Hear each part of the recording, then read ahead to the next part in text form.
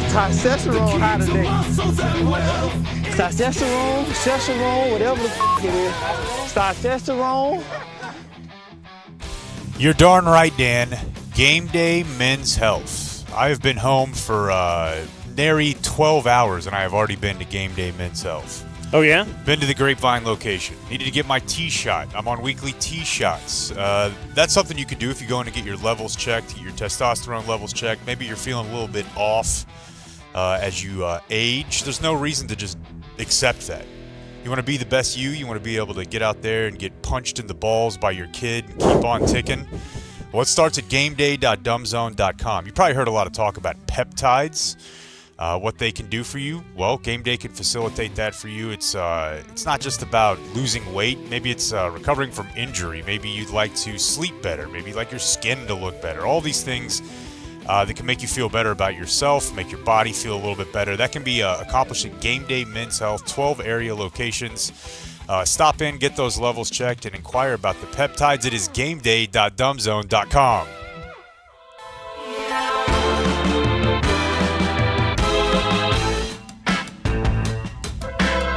Feel pretty good about that, don't you?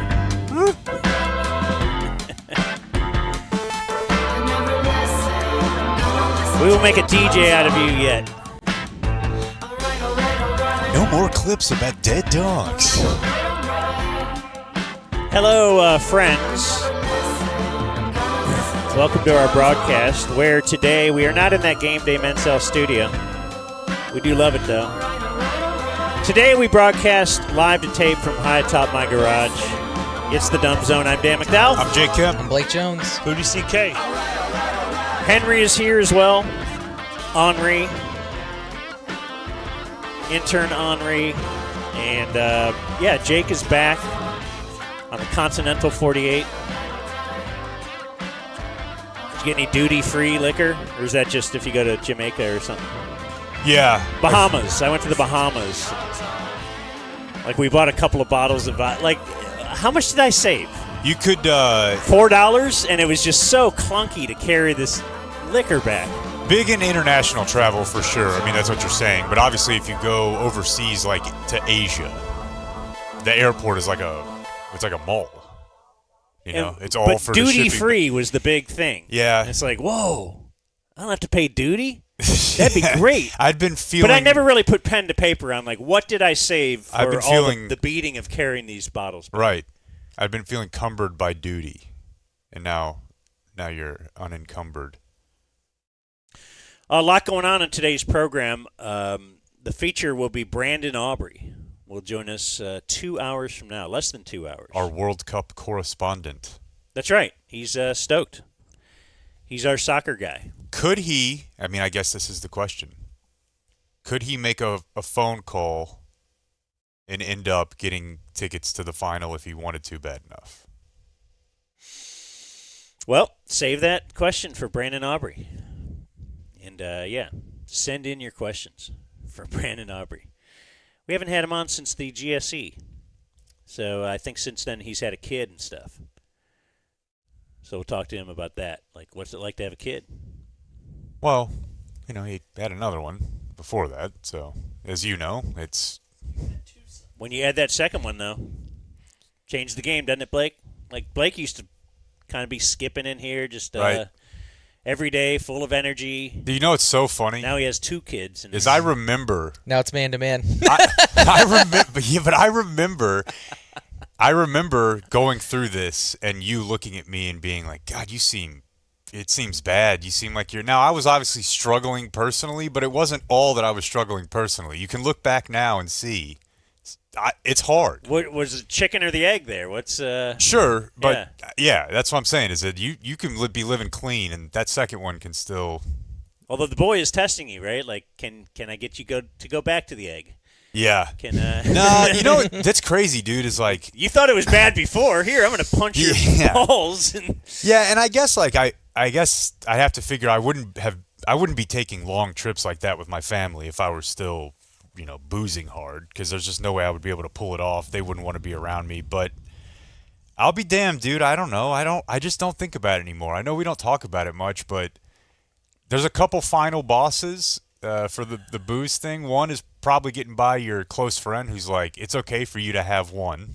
That guy. I was just asking. The other thing is like being in a perfect like tropical environment with supposed to be low stress, right? Everyone's drinking, and I never thought about it there. Okay, but I just warn you, just like I don't want to do with No. what we're doing here Winston is taking Wolf. victory. Right, Yeah. but I'm telling you this for a reason, and that is that Every day it's 2 years ago, one day at a time. 2 years ago, I went on a guy's trip. This trip I'm about to go on here, and it was when I was going to rehab. Like that summer after camp, before Cleveland, was the worst time. And The one where you quit skiing? well, that was a couple months before that. So you obviously. knew, like, I know rehab's on the horizon. She's been bringing it up every other day. Uh, I'm stretching it out as long as I can. You made it through Cleveland, and then it was like, all right. I don't remember how seriously the R word was being mentioned, but there were other words being mentioned.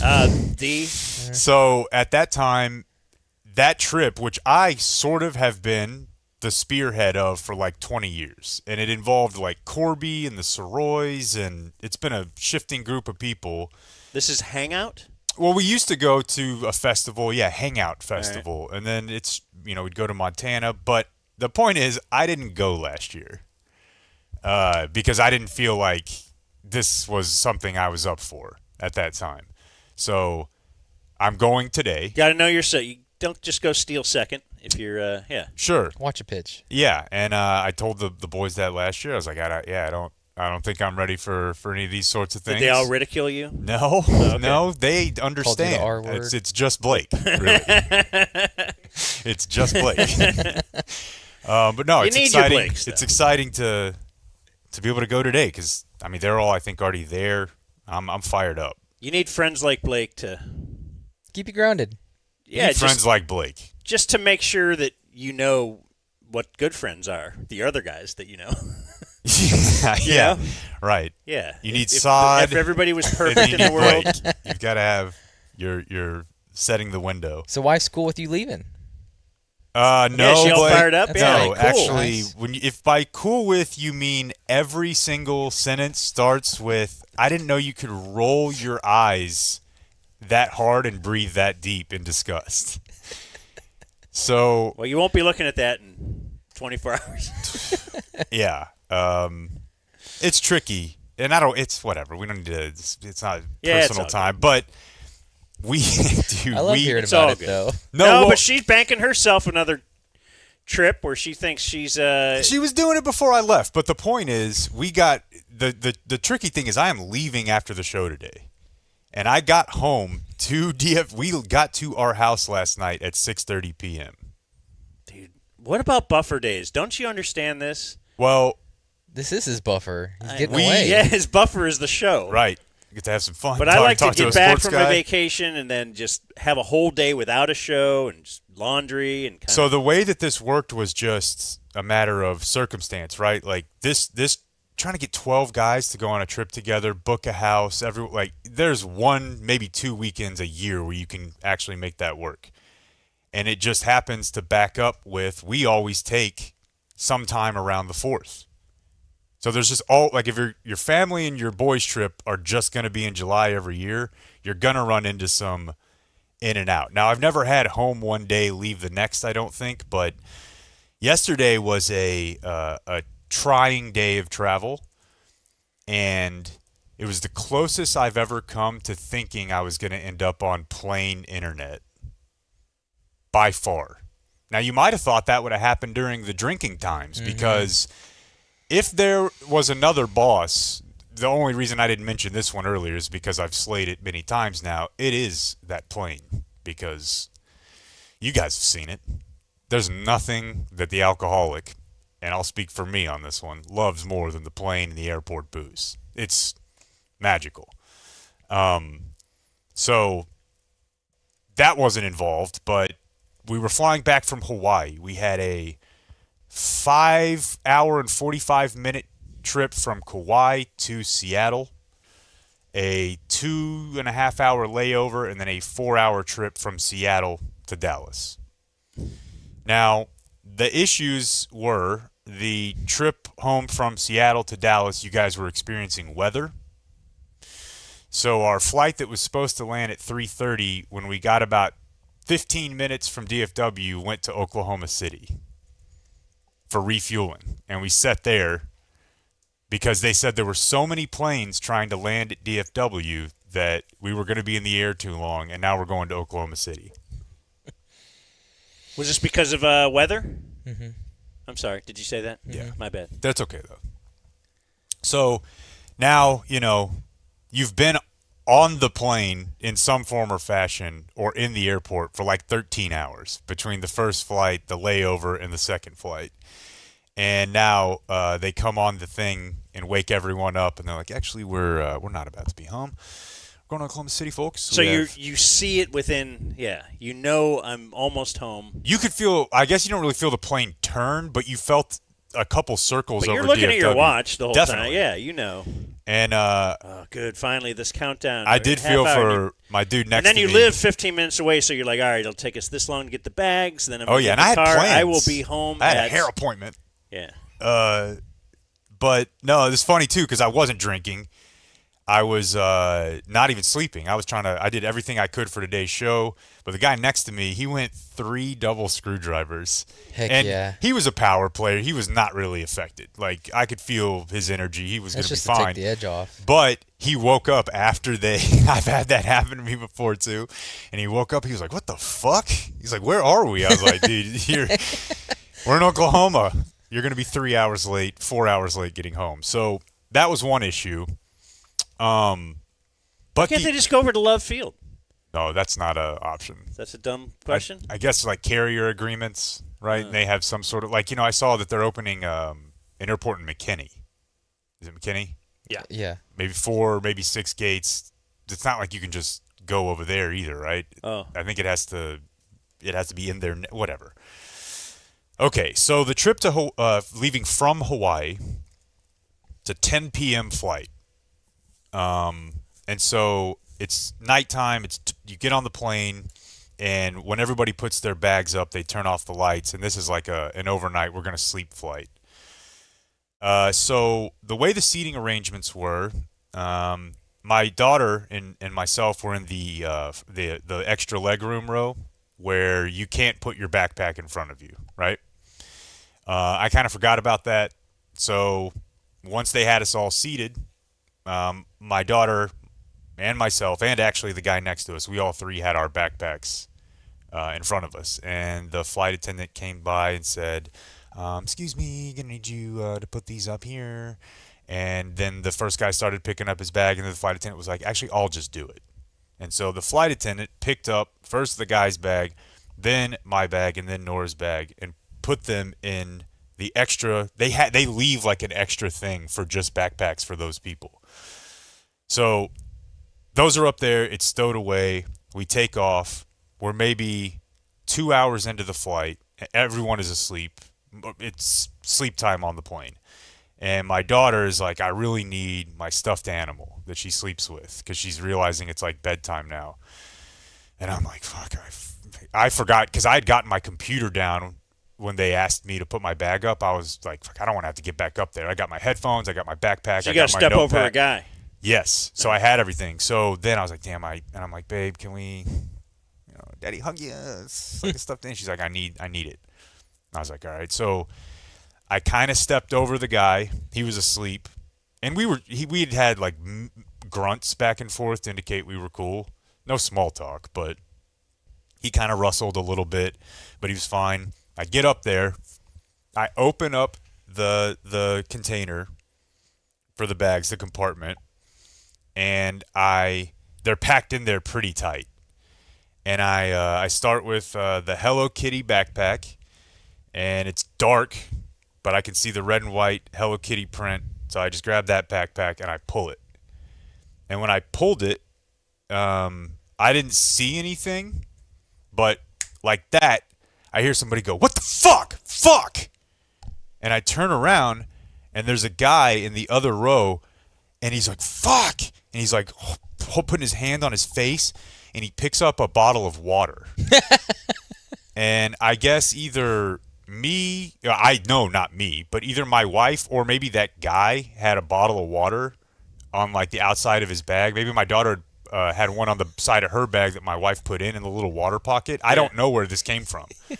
It was a full warm water bottle. And it hit the guy in the head? Drilled him. I guess.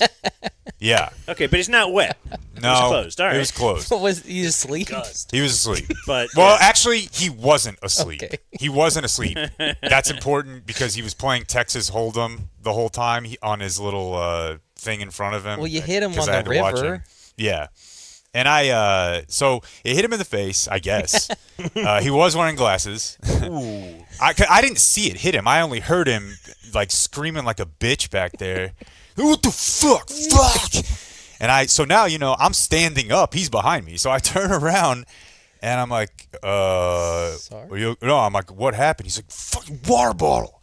And I was like, oh, okay. I was like, sorry. He picks up the water bottle. Oh, no. At this point, his wife, who's sitting next to him, was awake too. And she's like, what happened? And he's like, fucking water bottle. And she's like, oh, it was an accident. She actually said that. At this point, he picks up the water bottle and he extends it out to the aisle and he drops it. Yeah. mic drop. And I was like, thanks, dude. And I picked it up and his wife's like, hey, what's that? Are you okay? He's like, this fucking idiot. This fucking idiot ripped this water down. I was like, at this point, this is when we flashed. Oh, And no. I thought about the show, and I thought about like my kids, and you're doing the math. Now you're over the ocean or something, right? So Yeah. it's not like they can 'Cause divert and land real quickly. let's take If you a did pause and break the fourth wall. You may say if you get in a fight on a plane that's bad for your kids, just full stop. But what if it propels the show to a level that they experience greater economic prosperity? Because when that guy, because you got to remember something, dude. When he picked that bottle up and dropped it, I was standing up. And I'm standing up like over this dude. And he's like and I was like, and that's when he's like, he dropped the bottle and I'm still standing up. I'm not going to sit down when he's doing that. And he's like, you fucking idiot dropped it. Fucking idiot. As if you're not there. He's And I was like, talking. oh, yeah. I was like, no, man. I was like, it just fell. And at that moment, like, I thought, And so what I And did. your daughter's kind of watching you. Yeah, on and the you know, periphery. and I don't know if you've ever. Like, how does this play out? So- She's a little scientist kind of watching life. She is. And because you guys don't really get to experience hearing how my daughter talks, like, I'll tell you, this is not abnormal, but when I sat down and I started thinking through it, and Kristen was like, what happened? Because she was asleep. And I was like, I guess there was a water bottle up there that hit this dude in the face. And he was over there acting like he had been shot. Mm-hmm. And my daughter, like, talks really fast. She's autistic, if you don't know. And she was like, Dad, are you very confused by everything that is happening around you right now? I was like, yes, Nora. Yeah.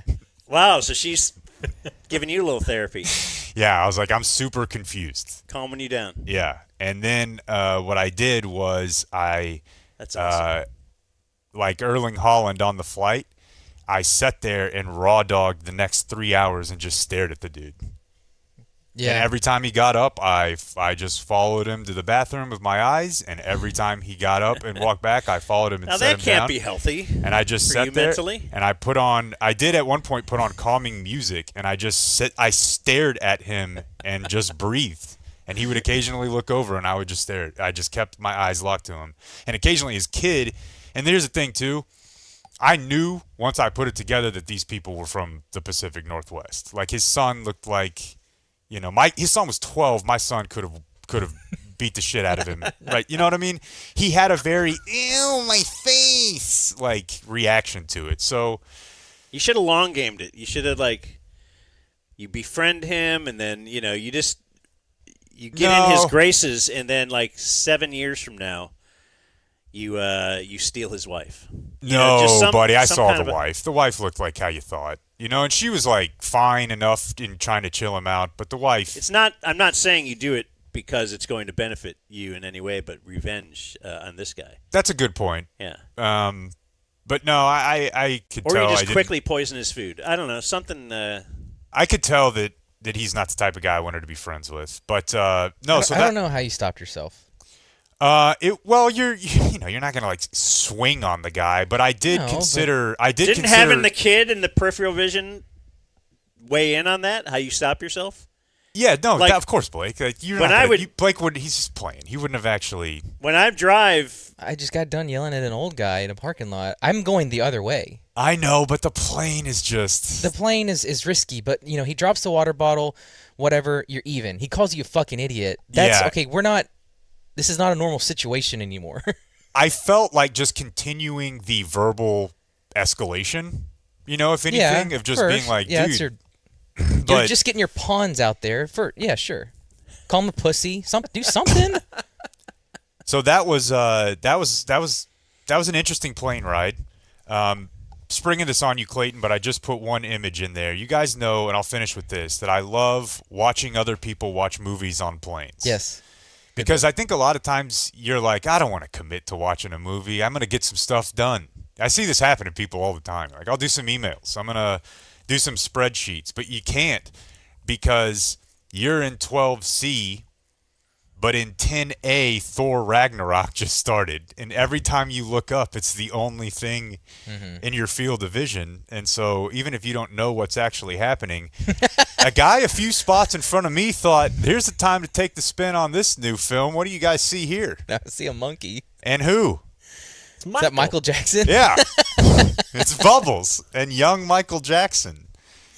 So I don't know. Is there a movie? What is that? It's the new Michael Jackson movie? Yeah. Okay. Yeah. It's not like I got caught up on. I thought the new Michael Jackson movie is all about music and not his weirdness. It is. I don't know. Yeah, they're not going to show Macaulay Culkin a starfish doing Deshaun Watson. Corey Feldman, yeah. But what was the other one? Yes, Balloon Knot. I still felt like it was an interesting choice. There's people like protesting it. I don't give a shit, and it was funny too because the guy was a very old Asian man and he bailed like 40 minutes in. Oh. He was just like, So I shouldn't go see it? That's been on my list. I've heard good things about it. I just want to see it. Michael Jackson was a big deal when I was young. The reason that I would be against seeing it is not because of any moral reason. It's because it's an incomplete picture, right? Like if they're working with the guardrails of the estate, but right. I mean, that's all you're ever going to get. A lot of the age we live in as well is you're going to get a watered down. If Belichick says I'll produce a Belichick documentary, it's going to look real good for Belichick. Not that it couldn't. That's why you only need documentaries by people who are so self-unaware or they don't give a shit, like Jordan. You're like, man, you look bad here. And he's like, yeah, I know. I love it. Yeah. What happened at the end? I won. Mm-hmm. Like I kicked everyone's ass. Yeah. Do you remember that part too? Yeah. A lot of sports to get into today. We will lead into all of that with our new sponsor, Plum Quick. So they sent some copy points. We'll get to that in a second, but we've been getting a lot of emails. So emails are rolling in. Let me just read at least the first one that we had gotten when we first got Plum Quick as a sponsor. They are responding to the folks. We got an email at 11:43 a.m. one day who says, I vaguely recall y'all mentioning a new sponsor that does plumbing. All your previous recs have been great, so I wanted to use the plumbing one as well from Chris. Apparently, this must be Blake, who emailed him back within a half hour. Here's the phone number for Plum Quick, 469-331-3669. And apparently it's like the Dumb Zone hot phone or bat phone. It's like whatever. They know it's coming from the Dumb Zone listener. What is this? 12:36. So this is like a half hour after, 45 minutes after his original email to our show. He says, I called. They're on the way right now to clear a drain. Thanks for the quick response from Chris. Plum Quick. That's pretty quick. That's very, very quick. They were there like within an hour of him emailing us. Plum Quick was at his house. They also wanted us to let you know that they install whole home filtration and water softening systems. Blake, got one. Isn't that your bit? I love it. I feel like the wives would love that. Yeah. So newest sponsor, already getting rave reviews. Don't wait until water is coming through the ceiling to figure out who your plumber is. So save this number now, 469-331-3669, or you can go to plumquickcompany.com. And also you can sign up for that the annual maintenance bit. What do they call it? Oh, the Plum Quick Home Membership, which gives a lot of cool things. Call that number, and you'll find out exactly what. Dun da da da da da da da. From the wonderful world of sports, Radio Sports Scoreboard. Oh, yeah, I like that. Okay, so there's a lot on my sports list. I started watching the new show Quarterback on Netflix. Mm-hmm. There is, of course, the annual tradition of right before training camp. It's like between July 4th and training camp. It's like, what's going on? There's not a lot of sports that we're really that into. So we will start with our, hey, this is ESPN's top 10 NFL quarterbacks list. Well, We got that. We want to get into it. But I'm just saying that's an annual. it is, but the Let's- reason that I think it works now is because they do it in a cool way where they at least ask the GMs and the execs and stuff. Like that's a better take than just Here's Merrill Hodge. yeah. Yeah. It's a cool way I mean, maybe they always did that. I just don't remember that like Mike Sando. So this was all GM list. I think so. Okay, because sometimes it's just I don't know our if it's collection just of GM. writers. Sometimes it's It's execs, right? fans, So but whatever. execs, yeah, like a Bontemps Yeah. type thing. Formerly a Bontemps thing. Anyway, I mean, if you want to start getting into that, because there is some Rangers news. But I just mean when you say like, oh, it is like kind of a schlocky type deal. I just like that I like the new spin they put on it, where once upon a time, because the NBA's done this forever. They would do the NBA.com would do the preseason survey, and I know that because they would ask if you could have any player to start your franchise with, who would it be? And for like 4 straight years, it was a guy who played here. yeah. Well, you're lucky now. It's not a guy who plays here. Anyway, yeah, that's it's very interesting to me, but it is kind of if you have a sports radio show, you love these things because that'll fill a segment. Mm-hmm. Like you're seeing little things like that. Okay, let's mention it for a second, or talk a little bit more about it. It is interesting. It's funny what stems off of this too, because now your fan bases are either mad. Maybe Lamar Jackson's fan base is mad right now. He was ranked pretty low on that, if I recall. Oh yeah, Where's he, 8? yeah. He's top 10 NFL quarterbacks. Yeah, and you couple that with, boy, I hate to be all over the place, but I think the quarterback thing is a good exercise that you learn about what does the league think of these players, what do the execs think. Yes, it does turn into fuel for the content machine. On the other side, I think the NFL Top 100 rollout is dog shit. I think what the players think of each other is not as interesting to me, and Lamar ended up ranking very low on that. Oh, wow. So that was like, I mean, we've already done him, and we're not, they finished it at like camp. So he was like 80th or something, or 86th, or something crazy. Is Shador really on the list of top 100 players or no? Did I get ball sacked? I didn't see it. So. Okay, I got ball sacked. I was like, what? Okay. Well, Lamar ending it's number 69. That feels like ball sack. Lamar Jackson, if you're talking about the way we've always talked about the top players in the league, is not in the 60s. That's insane. But yes, people get pissed. The fans, the stands. I think he was like number 8 in this quarterback ranking. Yeah.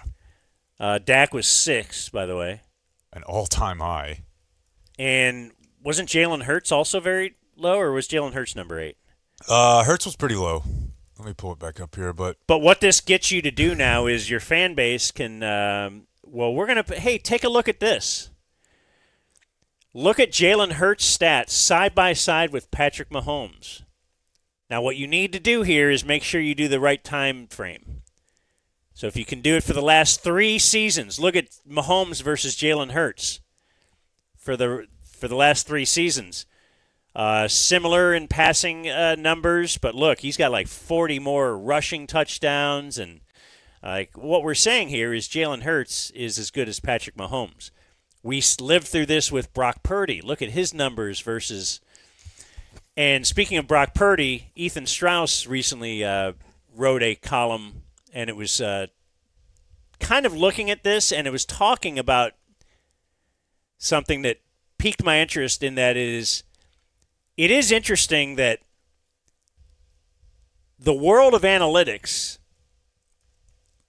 with these advanced stats and everything, even with that, in football, like you can show me all the advanced stats you want, or show certain people all the advanced stats you want, and they will not believe Dak Prescott is really that good because he just doesn't win that big game. You could show all the stats side by side with this other great quarterback, like Brock Purdy would rank. So in every other sport, it's kind of like the numbers don't lie. Like that's a Moneyball thing. We don't have TWTW anymore. We don't have grit. We have, look at this. He gets on base this many times, and that's it. There's no such thing as a closer. It doesn't matter when, there's no difference to ending a game or being in the fourth inning. That's what the analytics in other sports, they rule the world. Whereas in football, you could show all the numbers you want, at least with quarterbacks. Yeah. I don't know if this goes, because I think you could show some analytics to show how Micah Parsons is much more valuable to a defense, actually, than just his sack numbers and his pressures. Like, it actually does help. It's a thing that... A multiplier. Yeah. Yeah, I'm trying to think of, in the NBA, you have, empty stats, right? In baseball, it is what it is. But in the NBA, I guess you could have a guy who, maybe that's what they're kind of trying to compare Dak to, is that he's fantasy numbers. I guess there is a Jaylen Brown. He's got empty stats, empty stat type yeah, thing. but the thing is when those guys in the NBA, you either know or you don't. I don't feel like there's not a lot of debate. It's you're a top player and you get a chance to prove it in the playoffs. And then when you lose in the NBA, I don't think you're viewed as like, oh, this guy just can't win the big one. I don't know. That's an interesting topic. But the reason that I find it hard is it's undeniable that there is something to, especially as a quarterback, performing at the end of the game. Like analytics, like whatever, there just is. Like you watch the first episode of the Quarterback Show, and sometimes maybe when we talk about like how to perform under pressure, it becomes too like woo-woo and mystical, when really it's just knowing what plays to make and which ones not to. Because this little clip from Baker, this touchdown drive they had to end the first game, I thought it was awesome, and he kind of describes how they got to where they wanted to get. Takes a belt high snap, looks, throws the ball toward the end zone. It's a touchdown, Tampa Bay. Fuck yeah! Also, I just love hearing Baker scream, fuck yeah. And the way they edit this, they just have the announcer, fuck yeah, the announcer. Throws the ball toward the end zone. It's a touchdown, Tampa Bay. Fuck yeah! Fuck yeah! Damn! Well, if you had wondered what is flowing through this kid's veins, Fuck yeah! a little bit of ice water, folks. Let's go! That's how you play quarterback, all right? That's how you play quarterback. Take it. Fuck you. Like, that's how you win at the end of the game. That's being cool under pressure, but the take it, fuck you. Like, over the top. But so there is something to that. But if your team doesn't get you in situations where right, you're in a position to that's win where big football games, is the ultimate, team game, and it's very difficult, I guess, to and that's the flip side of it. To throw wins and losses on a single player. So on this top 10 list that ESPN did, they just did the top 10. So Lamar actually ranked 5th on that, which you could still argue is low. Dak ranked 6th. Hurts was not top 10. Like, he's just honorable mention. Oh, I thought he was. Oh, okay. So, yeah, and then on the top 100 thing, they've already gotten to Lamar at 69. But, what do you think? Like, because I think that I've always thought that the nerds think Dak is better than the average fan. But, I think the players might also think he's a little better than he is. So which one do you value more? Because executives can be wrong, right? Like these people screw up the draft. Look, you mentioned Brock Purdy, right? All the analytics in the world, you can't figure out that this guy's going to be good. So he goes 256th overall. The execs can be wrong too, but I feel like the players are poor evaluators of the value of talent. And the players are watching the least amount of NFL football of all these people, right? No. As far as knowing the other teams? You think? I don't know. I mean, Maybe you're watching film. Yeah. But there's a good chance that a lot of the players on the list, like, has Brandon Aubrey seen every play, Don't use him because, he's watching a lot. He actually does watch a lot. Well, you remember those quizzes? Like, they don't even know their own division. Yeah, but that's like when they're coming into the league, and I also don't know that they don't know the divisions, but if you mention some guy who's the Sam in Jacksonville, then they're like, I know who that guy is because he's a problem. Yeah, I don't know which is more important, but the executives seem to be sold on Dak. And you just think about what kind of he's turned into and read some of these quotes. He's a true acute progression passer. There's only so many of those types. He can read the whole field pre to post snap. He's just a really good commander of the offense, speaking of Prescott. You think back when he first came into the league, how athletic he was and how much, the first downs that he would pick up, like his attempts or first downs per attempt, it was like insane. If he was tucking, he was moving the chains. And that just has left us. And if you had told me back then that he would be able to get to 12 years later, athleticism gone, and still be like a top 10 type quarterback by being a pre and post snap devil, no way I would have bought that. No way. I thought he would be cooked at this point of his career. I mean, he's become a drop back passer, a manipulator. Yeah. Jason Garrett deserves some credit for that, but I guess there's a lot of people that do, but I didn't. I think so. One of the things I remember saying about Dak, and perhaps I was wrong, or, if I am to retrospect it and keep my streak of never being wrong alive, I would say I was right at the time, but then he developed into that, which is after he had a good first year, then it was, we're going to open it up a little and give Dak more control. Where I didn't know that was warranted at that time, but I did think the mindset of the in the NFL is constantly to emulate what the top players do and try to will that upon all the players. So what I mean is it's like when these quarterbacks are drafted now and they are constantly blown. Metaphorically, right? Maybe both. Maybe both if we know the Cheesecake Factory story. You're the franchise. Like Cam Ward. Speaking of that show. Yeah. Or remember when we watched the Hard Knocks for Tampa Bay? Jameis. Like Jameis. Do you suddenly treat them as if they are Luka, who is a three-time, the all-NBA player, hoping that he doesn't leave your franchise, but you're treating him that from the beginning, telling him how they're the most important thing, they're the savior, they are the franchise, blah, blah, blah, blah, blah. Even part of the I had cut off some audio. We don't need to play it now, but one of the coaches, after Cam messed up at the end of a game, is sitting there trying to tell him, trying to visualize, like, hey, in the future, you're going to think this is easy. You're going to think this is nothing. I mean, Tom Brady, that's why I showed you the film of Tom Brady. Really, you're showing a film of Tom Brady right now? Just feels like we should be, I don't know, getting your feet wet a little bit more. I realize monetarily it's tough to say we're going to give this guy a couple of years to ride the bench and learn the game a little bit. I still think a half a year might be a good idea. If you're able to, and everybody's able to do it, but it's just the fast forwarding, and what I'm getting at there is I think Dak Dak did progress to where he does deserve that leash.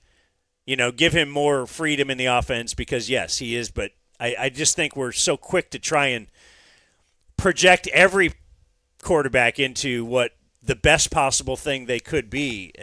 Whereas, hey, what about with a Jalen Hurts? Look what they do with him. I think it's true.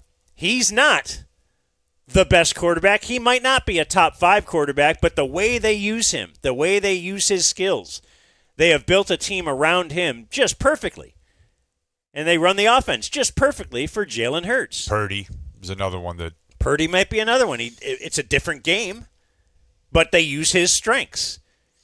They don't run Purdy. They don't push Purdy, Yeah, but they're definitely, he's in a system that works very well for him. And or maybe he just happened to, maybe that's Shanahan's system, and that's he fits it great. I think the interesting math that franchises and organizations have to figure out is okay, if the only way that we have a chance to win a Super Bowl, and that's if you just think to yourself, that's the only reason we're doing this. We're not trying to be good. We're trying to win a Super Bowl. If the only way that we can win a Super Bowl is if we have an elite franchise passing quarterback who's fully in control of the offense, then why waste our time getting, you know what I mean? Let's just go for it. They're only trying to hit home runs, basically. So you could have the approach. You see this in the contracts as well, right? This is what we've debated forever is, is there a guy who could get 30 instead of 60 and still be good? But is there an argument, the way the Cowboys did it almost is they did both. They did eventually ask him to do more, and there were some bumps, but they've gotten to this point where he is, fully in control.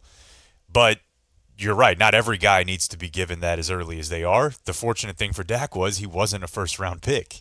He was able to develop as a real player, And I mean, even though he played right away, people didn't expect him to do what he did the way he did. They weren't up his ass like they are first-round quarterbacks. I mean, in retrospect... Well, they had a kick-ass roster. They did have a kick-ass roster. And they were winning games without him necessarily having to be the entire reason, although he was pretty great that year.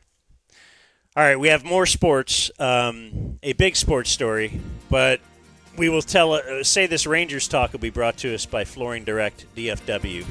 FlooringDirectDFW.com/DZ. What do I have here?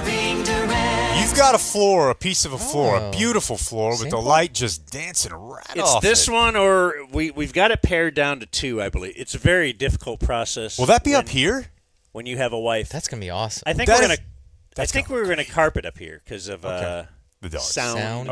Things like that. When I say the dogs, you prefer wood for the dogs. Okay. That makes sense. The dogs actually prefer a little carpet, a little something stable. So we'll maybe lay a rug on this in the middle of the floor. But anyway, you guys. Beautiful. Yeah. Anyway, Flooring Direct DFW. They are awesome. So you get more than just that. If you have, you get the whole house. We're doing our whole house. So if you have a wife that has trouble making decisions, they're so great. In fact, last night she was going nuts. She was like, "Where would I be without Rick Renner? He's our sales guy." And she's like, "He's so patient. You know how I am." And I said, "Oh, really? Really? Are you? Does it take you a while?" No, I hadn't noticed that at all. Anyway, they are great. They bring a ton of. In fact, this was one of the 2 that she had only seen. He didn't have the physical sample, so this came in the mail the other day.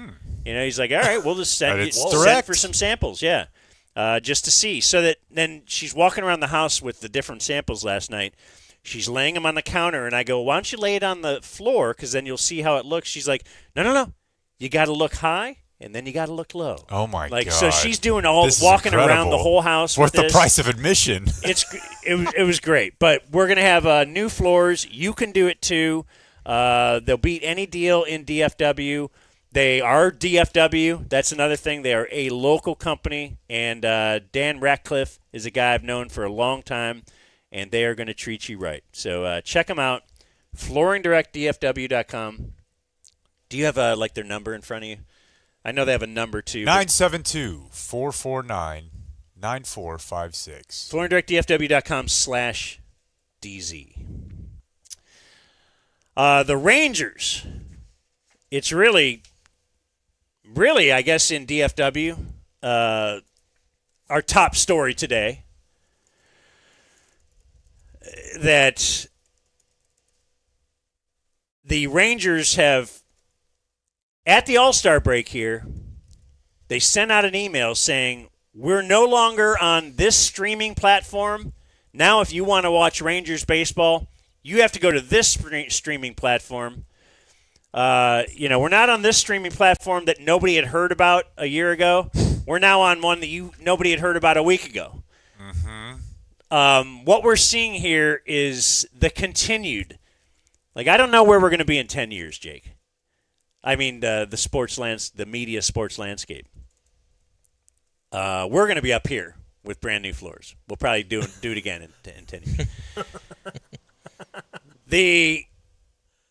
This is the aftermath of the blowing up of it's the cable death. The death of cable it's like Jake taking out the Hello Kitty backpack. It led to this, it led to this, it led to this. Yeah. And before you know it. Yeah, and I think that's probably part of getting older is when you look at things. There's a lot of ideas where you're like, that's a good idea. We should do that. Because you assume like best intentions and best outcomes, like, well, everybody will be cool about this. But then you forget that if you like have a society that might be broken in some ways, where there's no like regulations, there's nobody really in charge, that if they break the old way, the new way is going to be like a fucking can of snakes. And I did not anticipate the vampires devouring the corpse of sports in the way that they have. And there's a lot of money to be made. Now, the leagues, it's funny how, I mean, the MLB labor issue is on the table right now. And I don't buy any of the things, really, that the Major League Baseball owners are saying as far as why they need a salary cap. And, I mean, as a fan, I don't like that the Dodgers spend $400 million and another team can spend, $80 million. That seems wrong, incredibly wrong. But the death of the cable,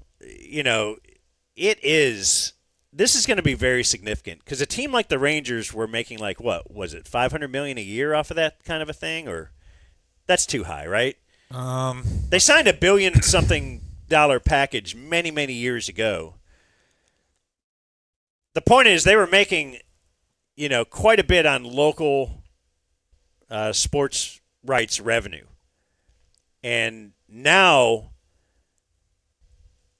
that these teams are saying, well, let's do it ourselves since there's no cable, they're realizing, wow, those cable companies or FSSW or whoever, they were really overpaying us in a sense of they weren't getting dollar for dollar return. You know how, like, I say we're viewed as a different thing sometimes. Like, many of our advertisers actually can put pen to paper, and they're getting more than a dollar for dollar return. Whereas advertising, in general, over the years, was not a guarantee that if you spend $1,000, you will sell $1,000 of product. No, but you're putting it in people's minds. It's going to last for, it's advertising. It's very. It's a psychological game. Yeah, there's a lot of factors.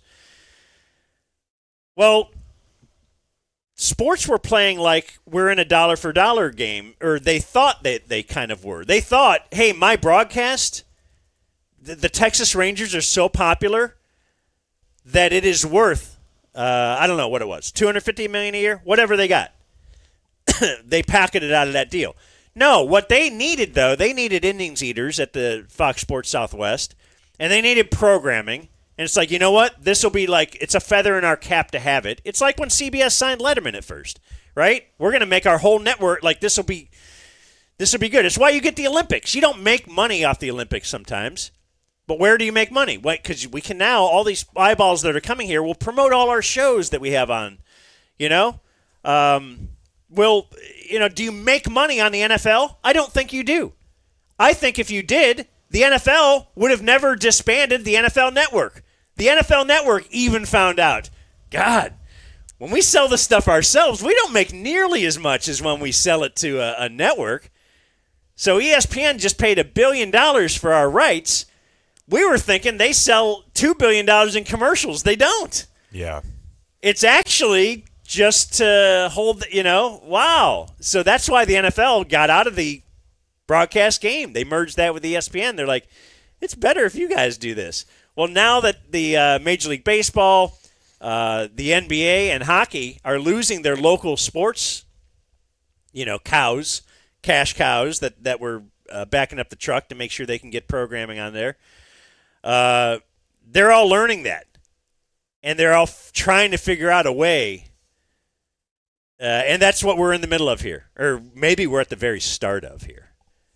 Yeah, and it's something that our our buddy Rylan Rowe, he's a Trophy Club City Council member, who's actually on the boys trip I'm going on today. But he's a few years older than I am, and he's hardcore, DFW sports fan, dyed in the wool. So he would always reference one business in particular, Blake, Arlington Camera.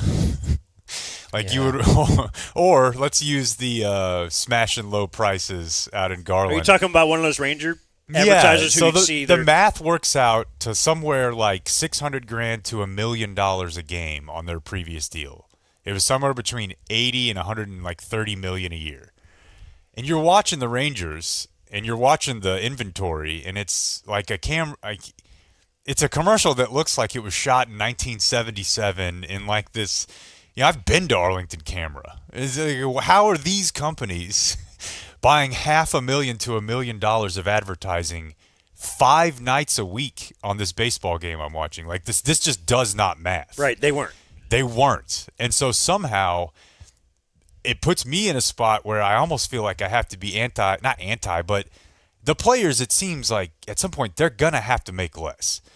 I know the owners are going to have to make way less, but there's no way that some of these guys, we know when we see it, right? Like I always reference John Wall. Like when John Wall was making like $53 million a year with the Wizards. I'm like, there's no way the Wizards are generating enough revenue to pay for this. So somewhere I feel like the players do actually have to make a little bit less, but I feel like they would be better off in baseball's case avoiding the cap, even if it means that they have to like reset the market on the salaries a little bit. Where's the money going to come from, right? Somewhere it has to come from somewhere. Because there's a lot of fake money involved here. And now just that the fact that those salaries previously were grossly inflated based on TV deals that were inaccurate. Now that they're getting to the real market, hell yeah, like you said, it makes me feel good about our business because truly we are like one of the few things in this game where it is kind of you buy advertising and you can sell your product. But that's not how this usually works. There's a lot of awareness campaigns out there that are resulting in Jock Peterson getting $25 million or 50 for 2 or whatever it was when he's 37. So I don't know I don't know where it goes. It's a bubble in some sense, right? Yeah, well, they tried. So what they did is the Rangers didn't really have a thing. And so they signed on with Victory Plus. Which is more of a Stars thing. The Stars have been more... At least the major investor is... Ghilardi. Is it Ghilardi? Yeah, and he got the... there's another hockey league on there. Right? The Ducks were on there. Mm-hmm. WHL. I think there was a couple of WNBA teams. Yeah. And I think they had some tentative deals in place for a couple of MNBA teams to join. But the MNBA teams were like, you know what?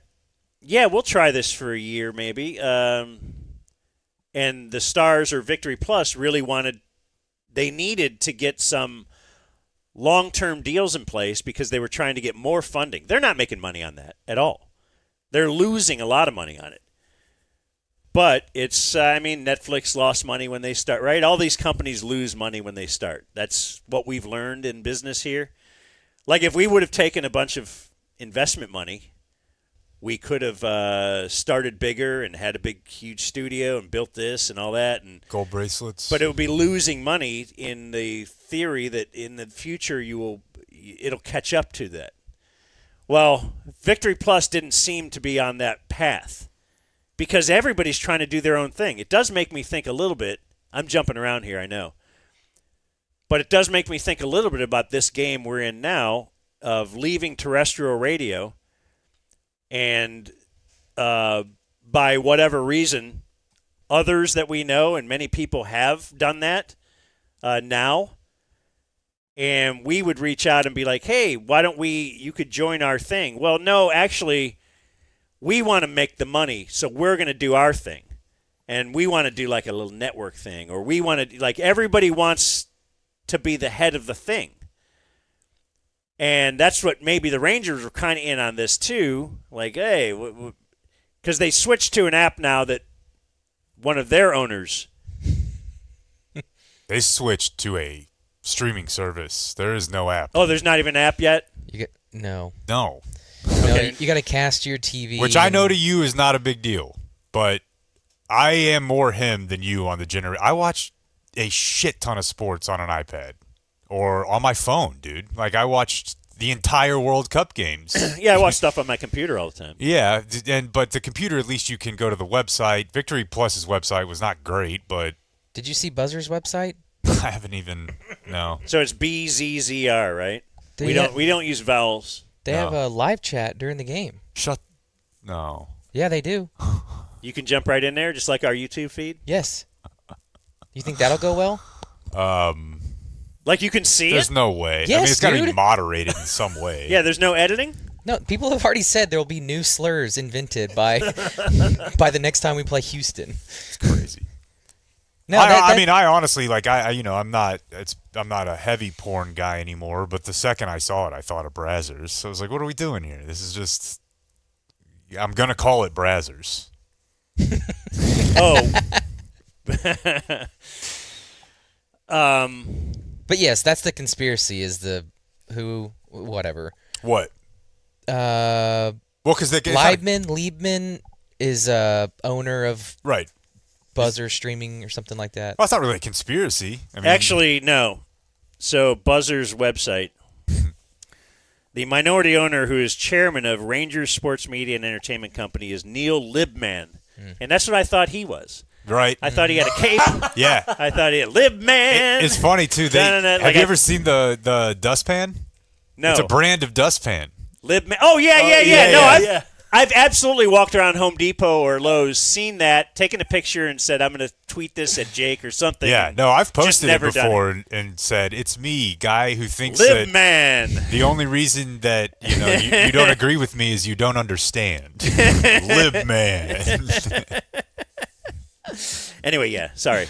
I interrupted. Neil Libman, who's probably not, folks. Let's just be honest about it. It's a Rangers investor. So, yeah, they say, that was the big deal. They're trying to get more investors with Victory Plus. They're not able to. That's my analysis of this, is the Rangers are seeing the writing on the wall here. Victory Plus is going nowhere. This is not a long-term thing. I guess Victory Plus also had guaranteed a certain amount to some of their partners. And I'm just going to read between the lines and say they must have missed payments to the Rangers. That's been out there. Yes. Okay, because it said they've missed some payments with some of their partners. And this partner's fleeing. So I would imagine they're like, you know what? Now, the question is, do we at least stay on a platform where our fans are right now through the rest of the season and then figure things out? Or do we send an email and say, hey, fans, as of now, we have transferred your subscription. So your Victory Plus Season Pass subscription has been they sent us an email yesterday because we're a subscriber. We subscribe to all the local sports stuff. Mm-hmm. And then now you have to go recreate your accounts, but your subscription is still active, and you have immediate access to watch the Texas Rangers. But they give you a code. You have to put in a promo code. I mean, it just seems like a bit of a beating for a team that has put their fans through some beating. I had one fan reaction that I thought was poignant on Twitter, which is The Rangers are in full damage control mode. After digesting all of this, I think it's more ridiculous now that we have had more info than I did in my initial knee-jerk reaction this morning. Oh, wait. Anyway, their finger-pointing and blaming Victory Plus for it all is hilarious. The Rangers chose Victory Plus over several other options, including having MLB produce and distribute the games.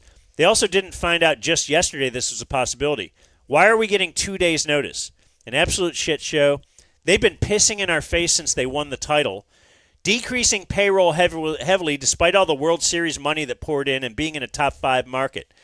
All the on-field failings and terrible moves that have been made. All the BS with Bally's, Diamond, and now this 2 years later. Then to get absolutely tone deaf and say, sorry, we're not refunding your money. Go get it from Victory Plus.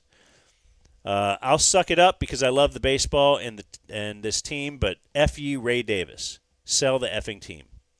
Hashtag fire CY. Well, that's a great take, I would say. My first question was the MLB thing because I don't really know how all this works, but I know that some teams are doing that because I see them on like when sometimes when you go to try to watch a game on MLB.com, you can tell who like if it's a locally produced one or if it's an MLB produced one. So I don't know who the teams are, but I know it's possible. That's where the quote conspiracy thing part is, right? Because that would have been a lot easier.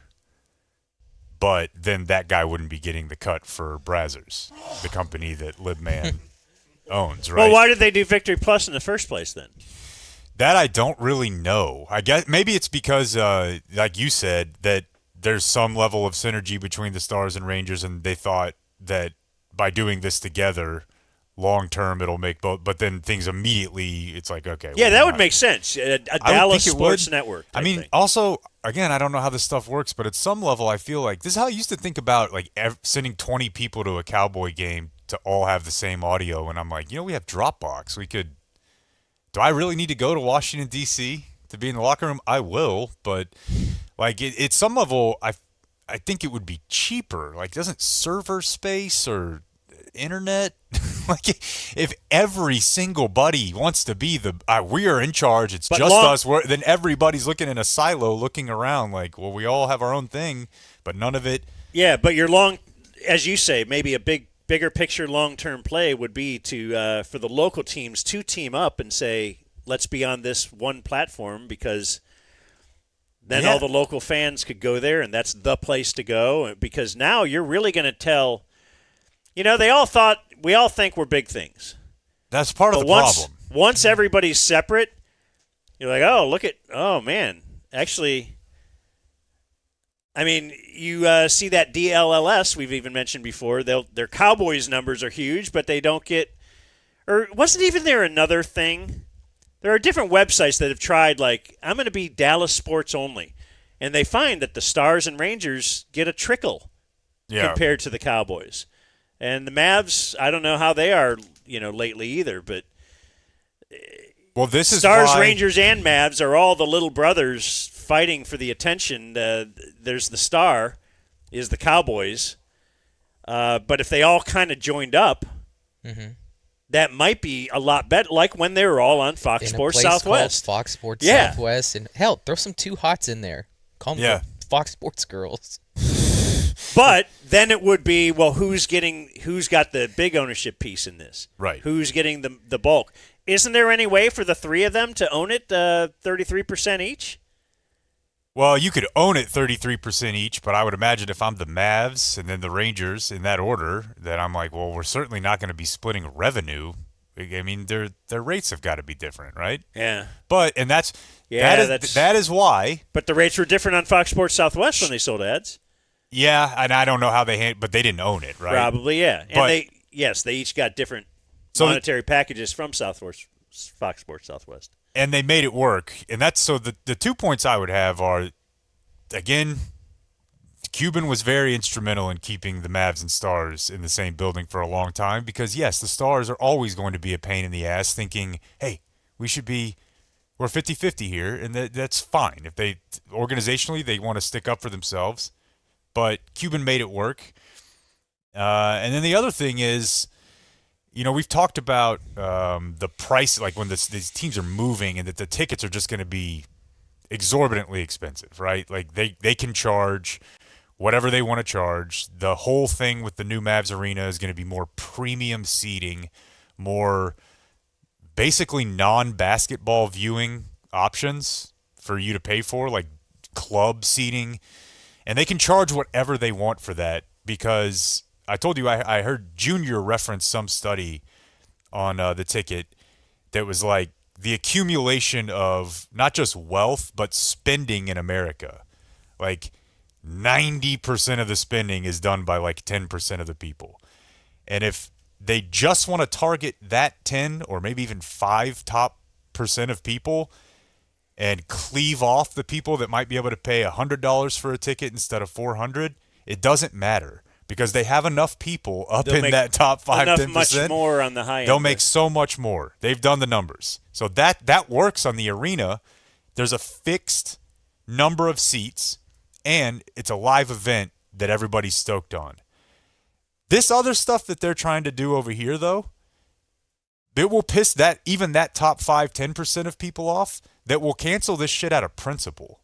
They can afford it. They just don't want to mess with it. You know what I mean? The ticket to the AAC is $200 or $800. It doesn't matter to them.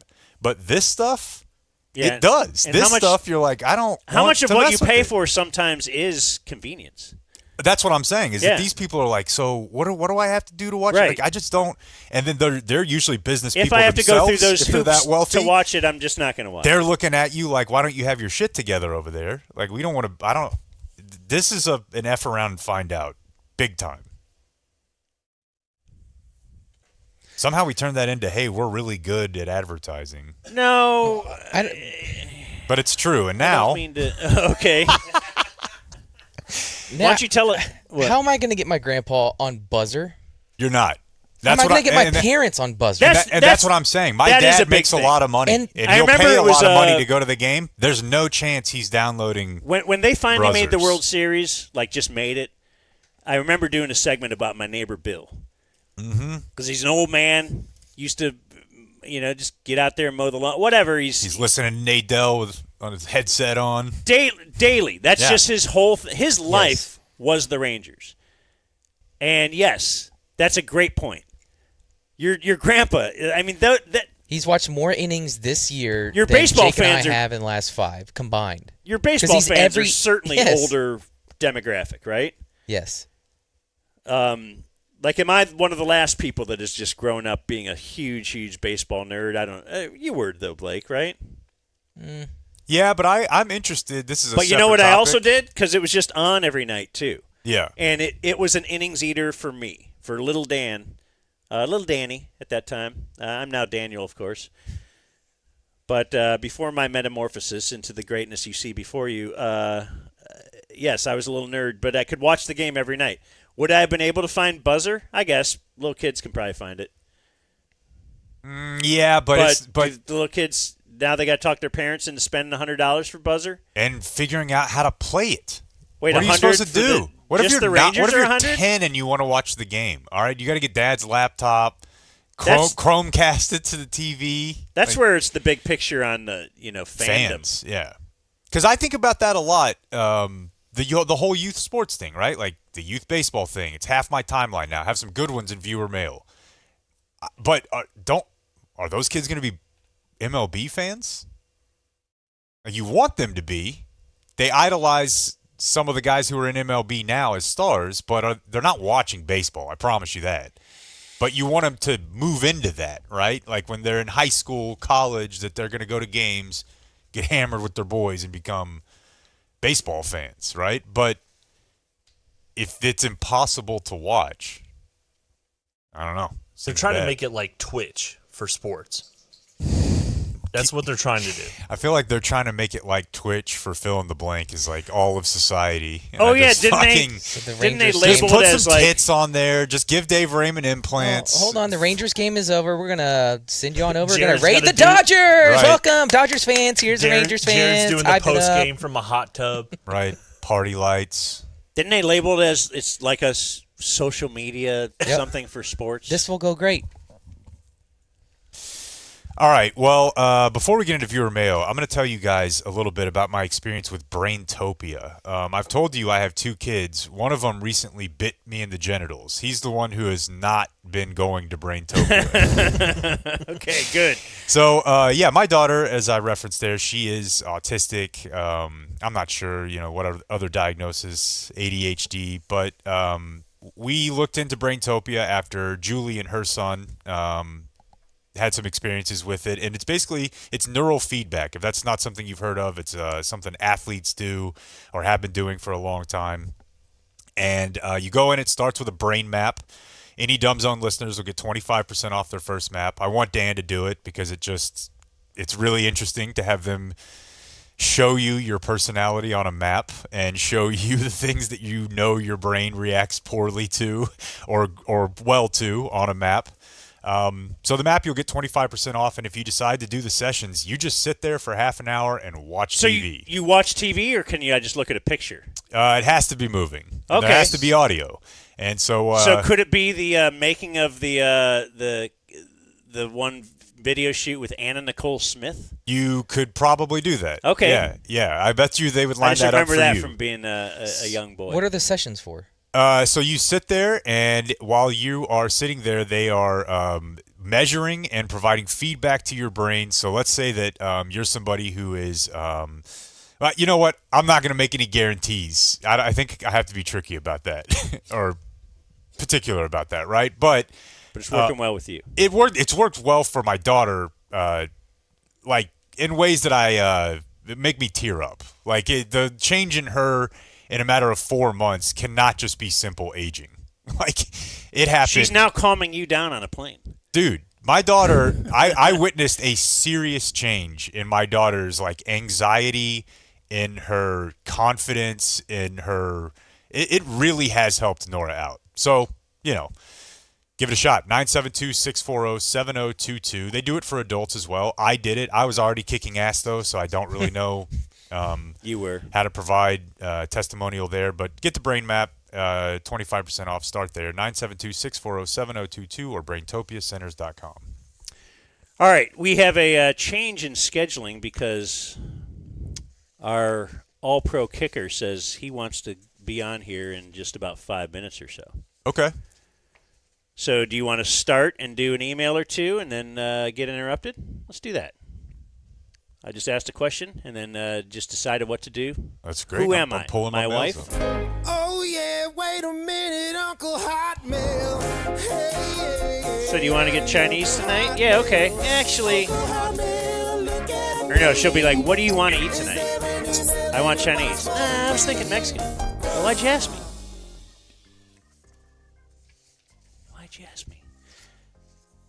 Ooh. I do have one. I have a long one. We were just That's talking what she about. said. Go ahead. From Melissa. Blake has several times mentioned seeing parents having to pay for watching basketball games as a glimpse into a particularly bad weekend we had.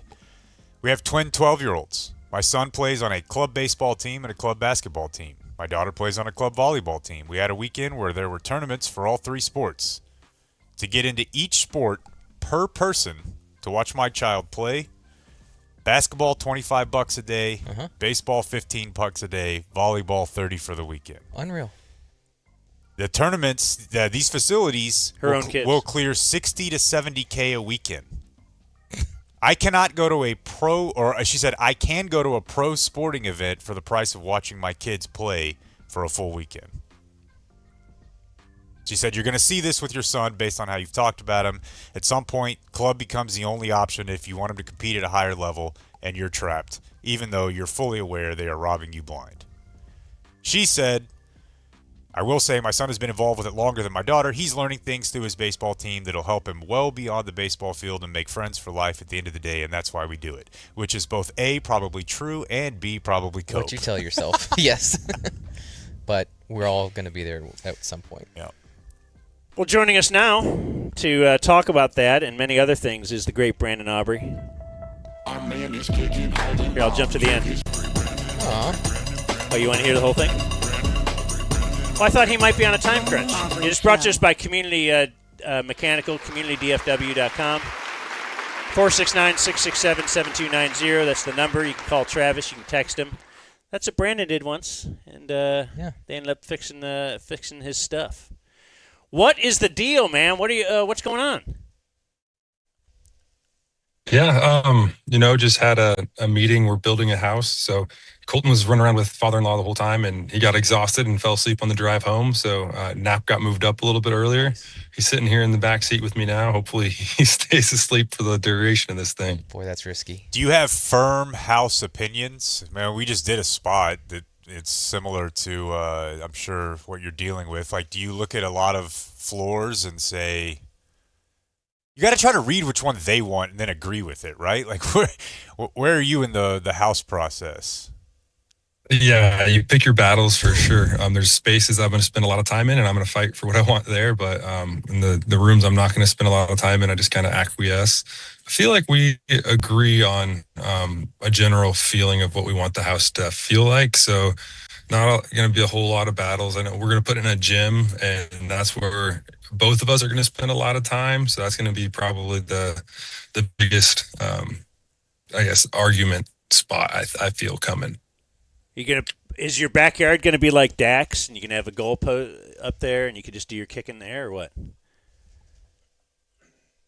I would love that, but no, we're gonna put as much space in there for the kids as possible. Probably soccer goals, but I don't think the HOA will look kindly on giant uprights sticking out of the back.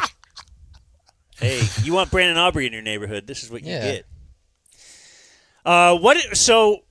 Since he was just talking about travel sports and all that, and that's a thing big on our minds as people with kids. And really just because the World Cup's been going on. Like, I've been thinking, I'm sure this is like, we've been inundated with listener feedback and the whole Team USA thing. Yeah, let's talk about that angle on why Team USA isn't good and how they can get good. They're not good, by the way. I was thinking about that. We act like they're terrible. They finished top 20.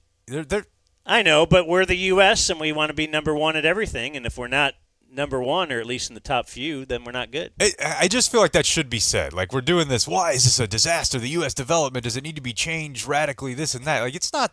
I feel like sometimes we overdo it. Well, where it is, isn't it stagnant? It's where it was 20 years ago. Yeah, and he knows better than us. Yeah, so. go ahead. Sorry. Yeah, I don't think it's necessarily stagnant. I think we're making progress faster than other countries are making progress, but we're so far behind. And I think one of the things that's great about America is, the democracy. You have a million opinions. You have so many different, it's a melting pot, so many different ethnicities here, styles. And when it comes to soccer, you watch Spain year in, year out, every World Cup, they kind of have the same philosophy, the beautiful game, keep the ball, possession for the sake of possession, tiki-taka is what they used to be called. You have, your French team that you have a very distinct style of play that they've all agreed upon. I feel like with the U.S. Team, that hasn't really been a thing. You kind of have people pulling you in all different directions. I think that's what was nice about bringing in a strong manager like we did with Mauricio Pochettino. He brought his style, his belief, his culture with him, and I think the players bought into it, and they played a very pretty style of soccer, and also had the edge to them that you need to play in these big tournaments. And that's where I thought they kind of brought me a lot of hope. It looked promising, especially the first game against Paraguay. They absolutely dominated them. We did what we needed to against a very physical Australian team, broke them down, got a clean sheet, which said our defense wasn't going to be good enough to keep a clean sheet because they hadn't done it in a long time. Got one of those. And then, the Turkey game, you played your second team, and they looked fine. But it's the second team for a reason. We're not probably as deep as, well, definitely not as deep from front to back on the roster as your massive countries, but our first 11 going in there should be able to compete with Belgium. I think man-to-man in that starting 11 were just as equally talented, if not slightly more talented than that Belgium squad. But for whatever reason, mentally, they felt like they didn't belong. To me, watching it, they felt like they didn't belong on the field with Belgium for whatever reasons those are, previous results, perception, whatever it is. They need to break that mental barrier and just remind themselves that they're just as good as those guys and they belong on the field with them. Because this is where it was really heartbreaking to me, is they didn't play, not just they didn't play well, but they didn't look like they had the same enthusiasm, confidence, belief in themselves. Everything they were doing took like half a fraction of a second longer. Like they weren't looking up and seeing the full field like they were. They weren't, receiving the ball with intention of what they were going to do. They kind of received the ball, looked up, and then kind of tried to pick apart the team, which as a soccer player, I think that's the most important, the processing speed, like knowing what you're going to do with the ball before you get it, your first touch, and then, just that quality of the first touch is dictated by, how much information you've taken in before you've gotten the ball. It looked like, for whatever reason, that processing speed wasn't there for them, and the quality in the first touch was affected by it. They were just slow to read the game, indecisive on the ball, which I think is just a confidence thing. And it's sad to me because they had the confidence. They felt like they believed they were going to win all the other games, like they belonged on the field. And then for whatever reason, the Belgium game, that belief was gone, and our best players just kind of had their worst day all at the same time. So it must have been something to do with the confidence thing. That's for me. Do you think the red card controversy could have had some kind of a negative effect mentally to the team? I don't think so. If anything, you would think that would be a spark for them, like give them a little bit more belief, like, okay, things are breaking our way. Maybe this is a little destiny showing us that it's kind of meant to be for us. That's what I would think. I would imagine that would be a positive going into the game. A distraction, I mean, there's distractions all over the place. It's the World Cup. You've got media in your hotel constantly. You've got fans everywhere. You've got just a billion different storylines. So no, I don't think that's an extra distraction is going to bother them, because, especially have distractions every day in the off season too. So as a U.S. men's national team player, you've got distractions everywhere. They deal with distractions constantly. They're good at that. I would just imagine that would be a bonus, a little spark for them. Did you think that was bullshit? The red card? The red card? Yeah. Well, Yeah. the red card or the red card I rescission? Yeah, either way. I wouldn't have called it a foul. No. Both were odd. I'm not a fan of the way they've done VAR. I like the idea of VAR, but I think it was we have like the call back the Egypt goal for a foul that happened, like we lost you for soft foul. 20 seconds prior in the build-up. Okay, he's back. Now. Yeah, you're back now, but I think you're explaining something I was trying to explain to these guys the other day, and I don't really fully understand how it works when they apply the VAR, but like in the NBA, they have something called a proximate foul, where if they're reviewing something else and a foul happened approximate, near the play, they'll enforce it. And I saw you referenced the Egypt goal. There were multiple times in this World Cup where like they're looking at something and then something that happened preceding ends up being enforced. And I'm not a soccer dummy, but to me, I have a hard time processing that because every event before that led to that event. So I don't get it. I don't like it. I think you should just look at the event that happened. But VAR is new to me as well. I didn't play with any of this technology when I was playing. I haven't been watching too much soccer since VAR has been implemented. So this is my kind of waking up to it as well. And I don't like it. It's my gut feeling. I know it's early stages for it, so they're going to work on it and kind of iron out the rough kinks. But yeah, it's been, I think, deciding games, which it shouldn't be doing. I mean, the Egypt goal should not be called back, in my opinion. It's a kind of a discretionary call there. It kind of makes contact with them in real time. It doesn't really look like a foul. In slow motion, it's going to look worse. So I don't think you should be calling back goals for something that is maybe a foul 10, 15 seconds prior to it. There was one more that I didn't really appreciate. And then, the slow motion breakdown of Balogun's foul. That's really not even a foul.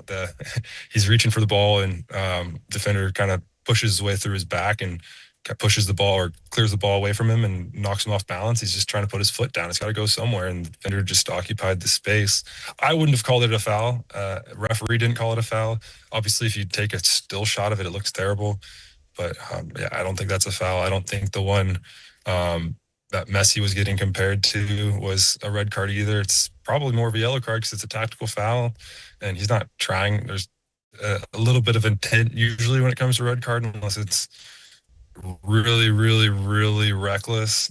And I don't think that's what the Balogun situation was. So I do think the reversal or suspension of the suspension gets it right in the spirit of the game. But then, yeah, I don't think you should be. I also personally feel like there should be another level of discipline available to officials as opposed to a yellow card or a red card, because it's a red card is the most severe punishment in sports. You're missing the next game as well.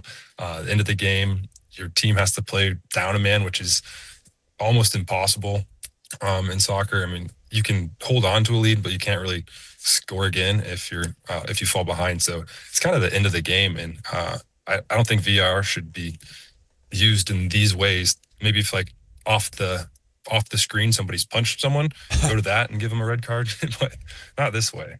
How much World Cup have you watched? I've watched just about every game. It's on in the background of the house, so running around chasing toddler and looking up at the screen, and then we'll put one game on after he goes to bed every night. Usually stay awake for like the first 60 or so minutes. If it's a good game, they'll find a way to watch it in the morning or stay awake through the night and get it watched. But the England game yesterday, I was so exhausted. I only made it through like 20 minutes. So I got to catch up on that one. I know the score, and everyone's disappointed with England's decisions and just kind of parked the bus after scoring. So I got to go watch that one. Yeah, the strategy. Sorry. How much time do you have? Just so I'm respectful. Whenever his kid wakes I've got until he wakes up, really. Okay, I just didn't want to get into because there's a bunch of soccer stuff. Well, I the reason I asked him about that, how much have you watched, is because we were filming something for Fair Lease.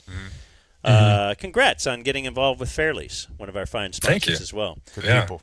But we were filming, and when I was talking to you about when, and we were going to show up at like 7 a.m. at some local field to do some stuff, and I was just worried about when you got up and all that, and you're like, yeah, I've been going to bed like at 2 a.m. because I got to watch.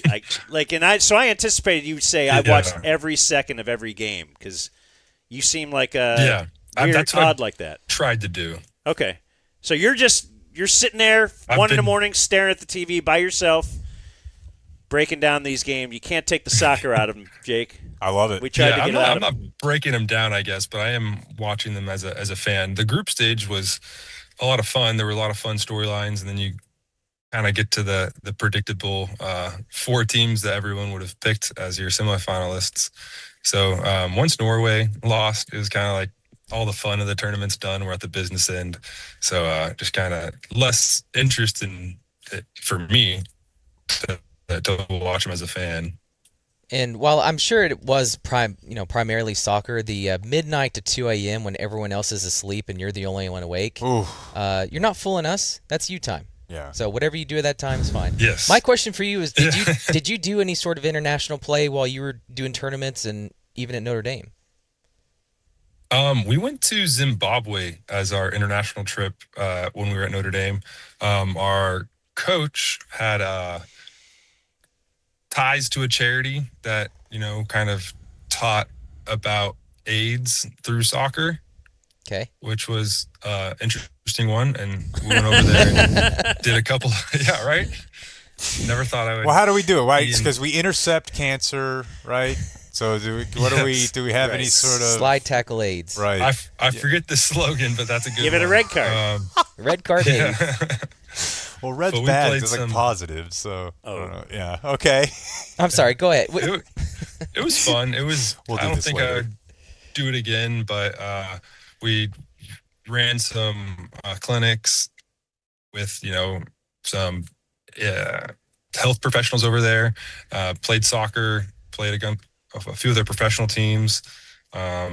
We were supposed to go on a few excursions. We went like on a safari. We went to we went to one, what's it called? Victoria Falls, which is one of the wonders of the world, I guess. And then after that, like those were days 1 and 2, and we were there for 3 weeks. Our tour guides got deported back to the U.S. as they went over the border to Zambia. They got there a month before us, and they went over the border to Zambia while we were at the falls.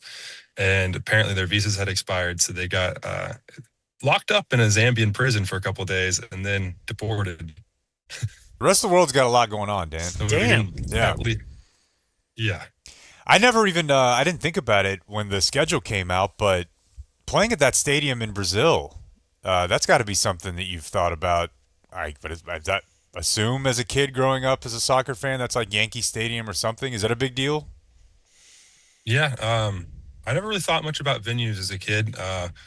They didn't seem to matter much, but this is definitely, as a kicker, something you think about all the time with elevation or heat or rain, the type of grass, turf, whatever it is. So think more about venues. But now when it comes to, like, you watch the Mexican national team play in Azteca Stadium, that's just an incredible experience.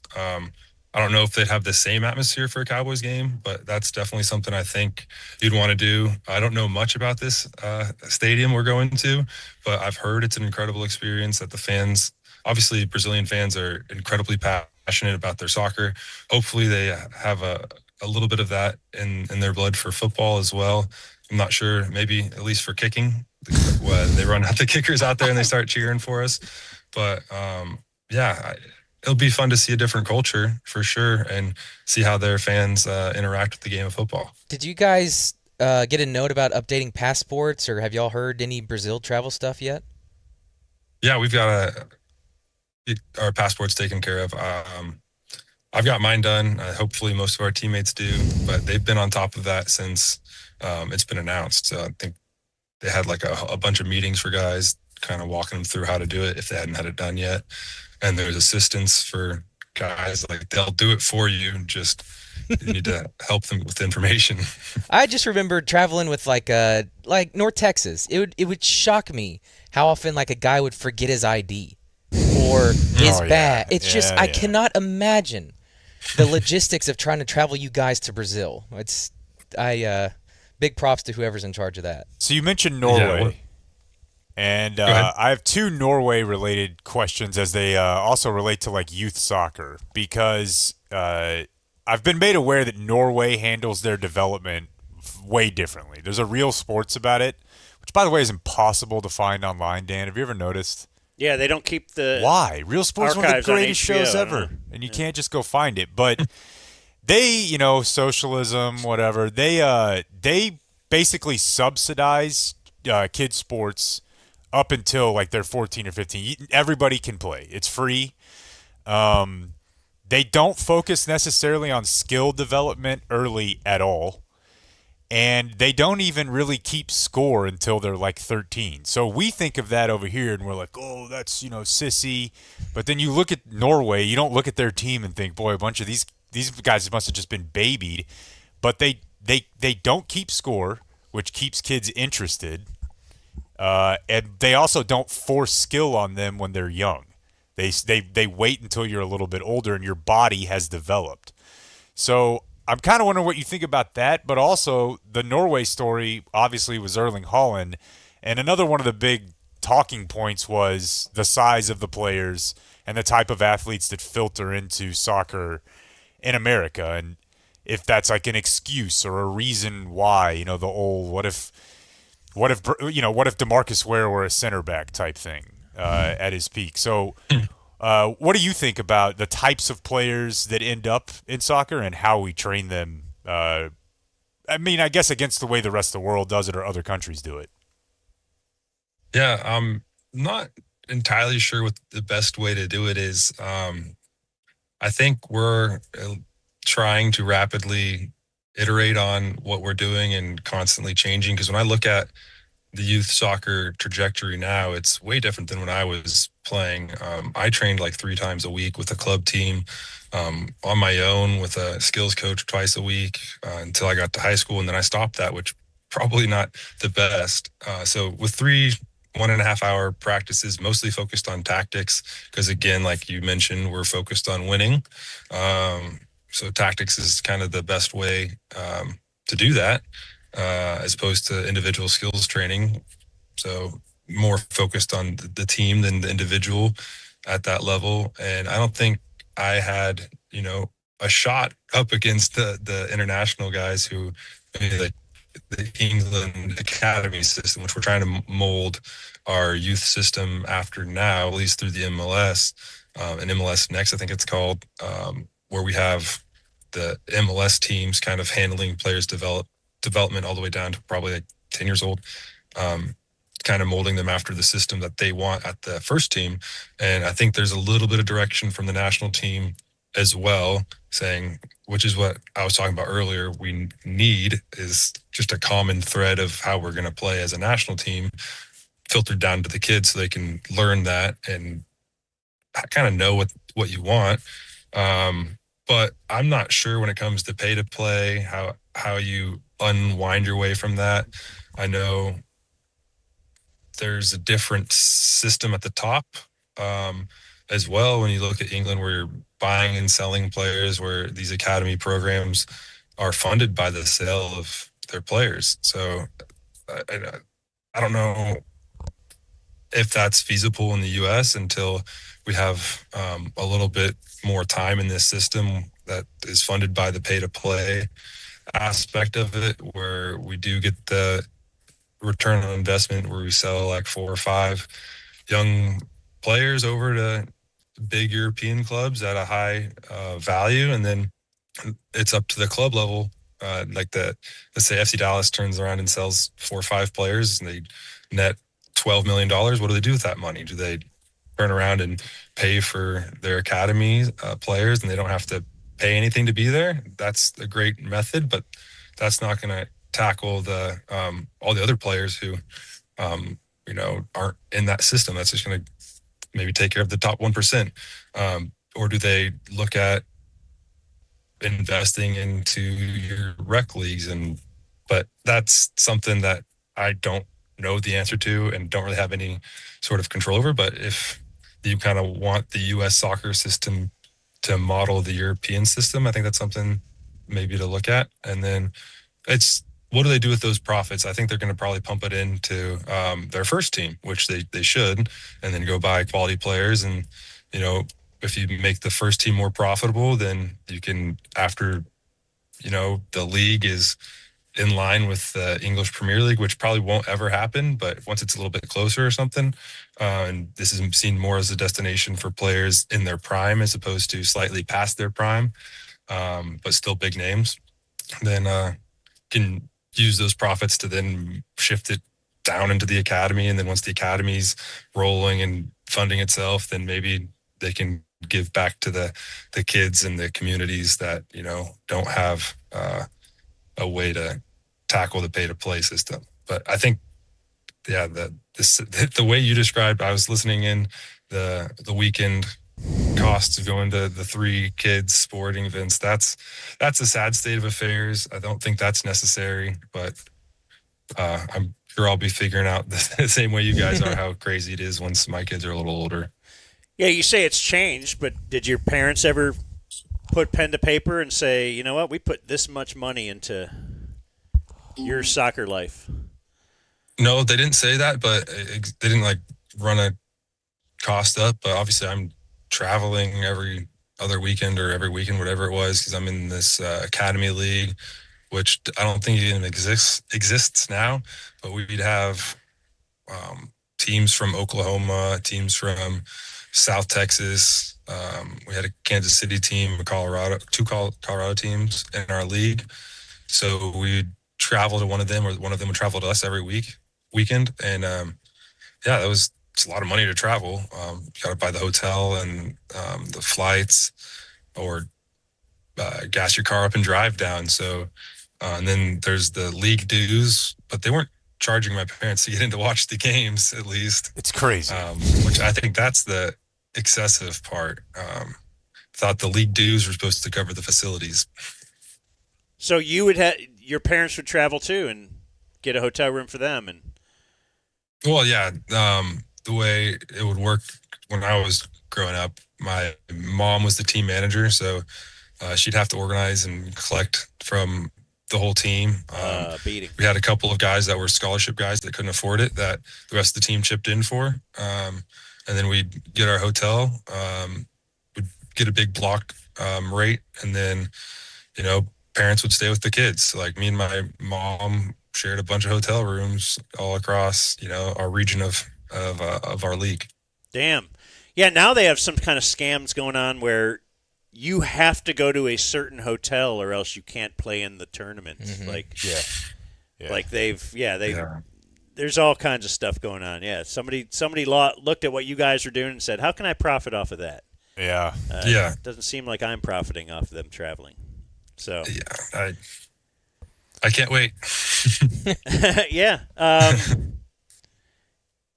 Yeah, I guess we'll have to wait till your kids are older to see what sports they gravitate to. We know that soccer is your love for sure. You want to talk a little football? I have a football thing for you right here.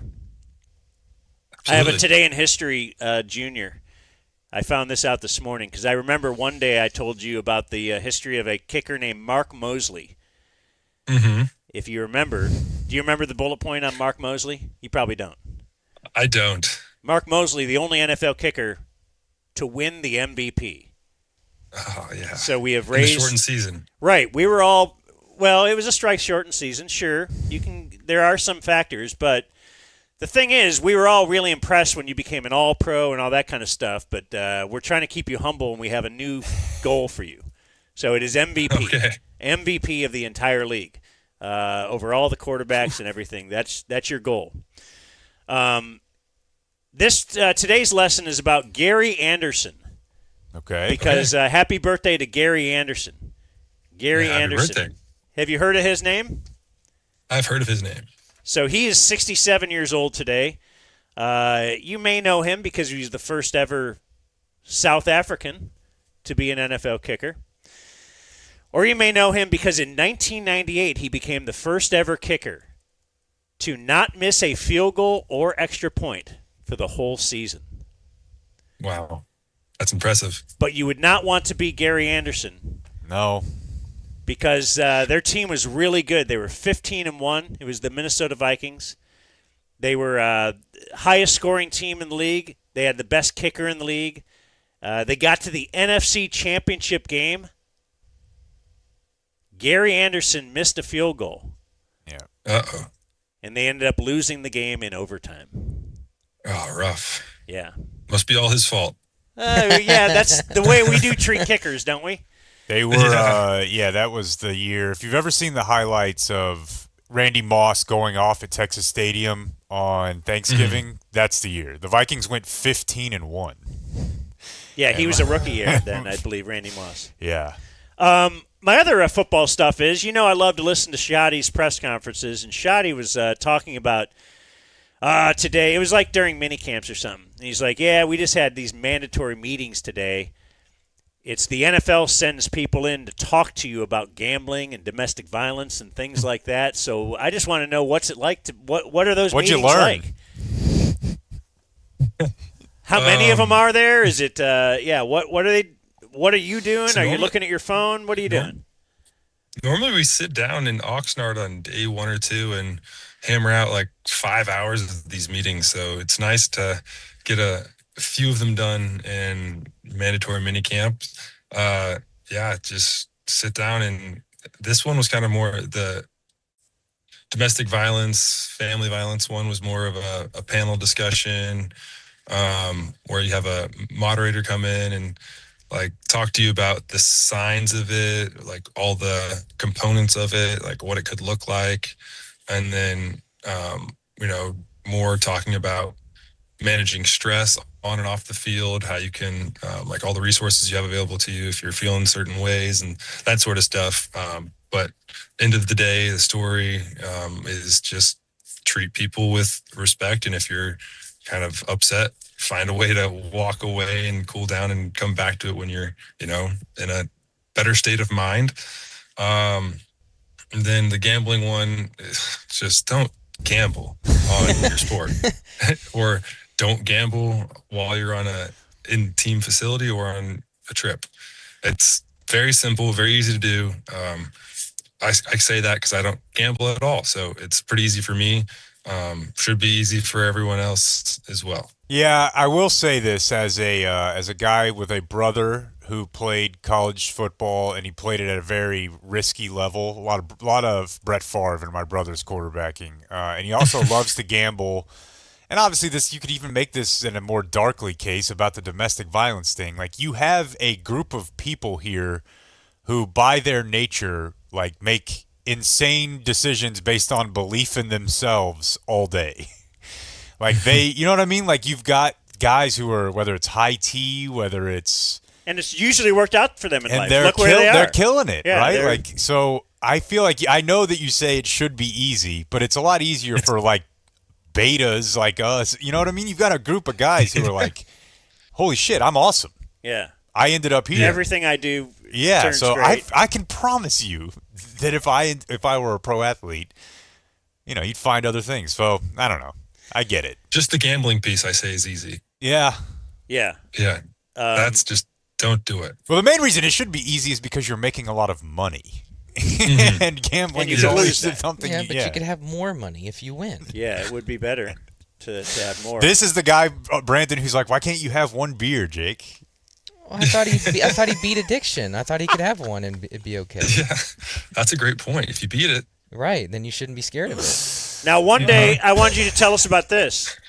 One day I heard him talking about they were doing team building exercises. I always love those. Yeah, they went to paintball. He got to play paintball year one.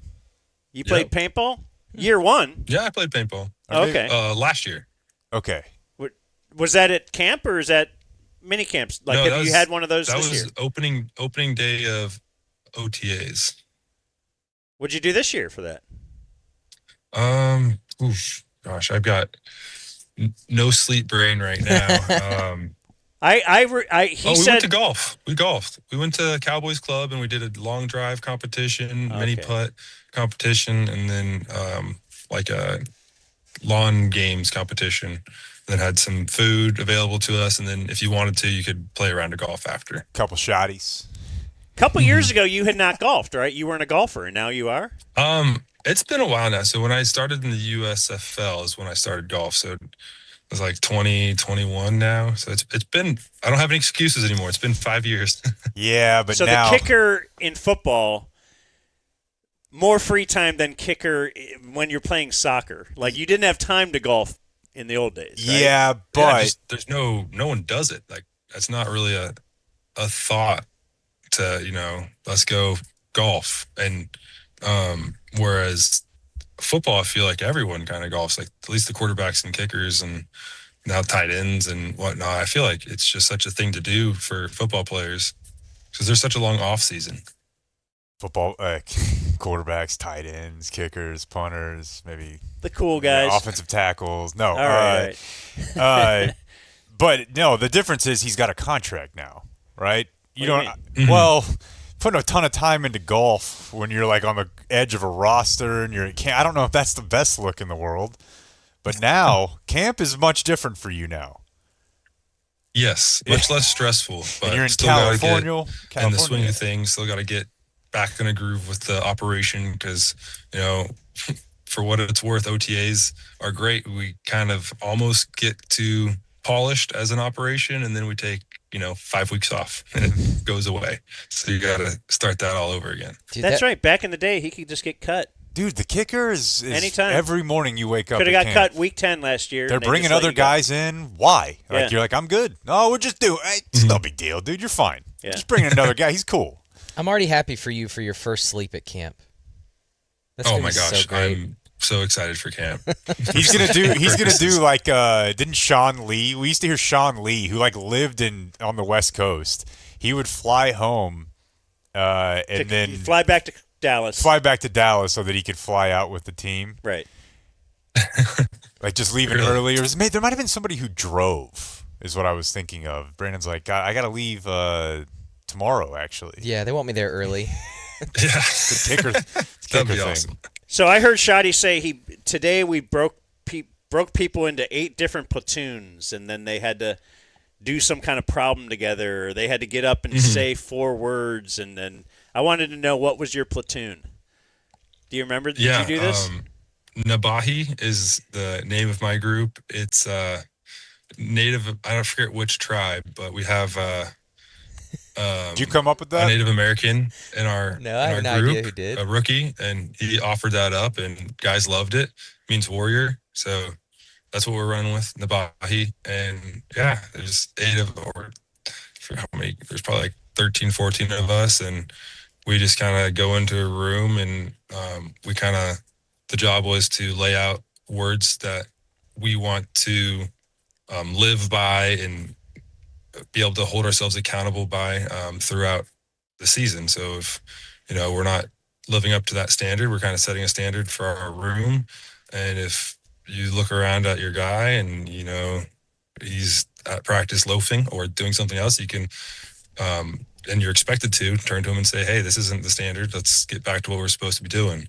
So that's the idea there. And then we kind of came into the big meeting group with the whole team and shared what we came up with. And then you collaborate and see kind of what the whole team is feeling. If there's some shared words there, some shared ideas, and then just kind of a good way to get to know people that you wouldn't be hanging around in a locker room very often. So like, if it's not forced on a lot of guys, those interactions won't really happen. So building relationships that you wouldn't have otherwise.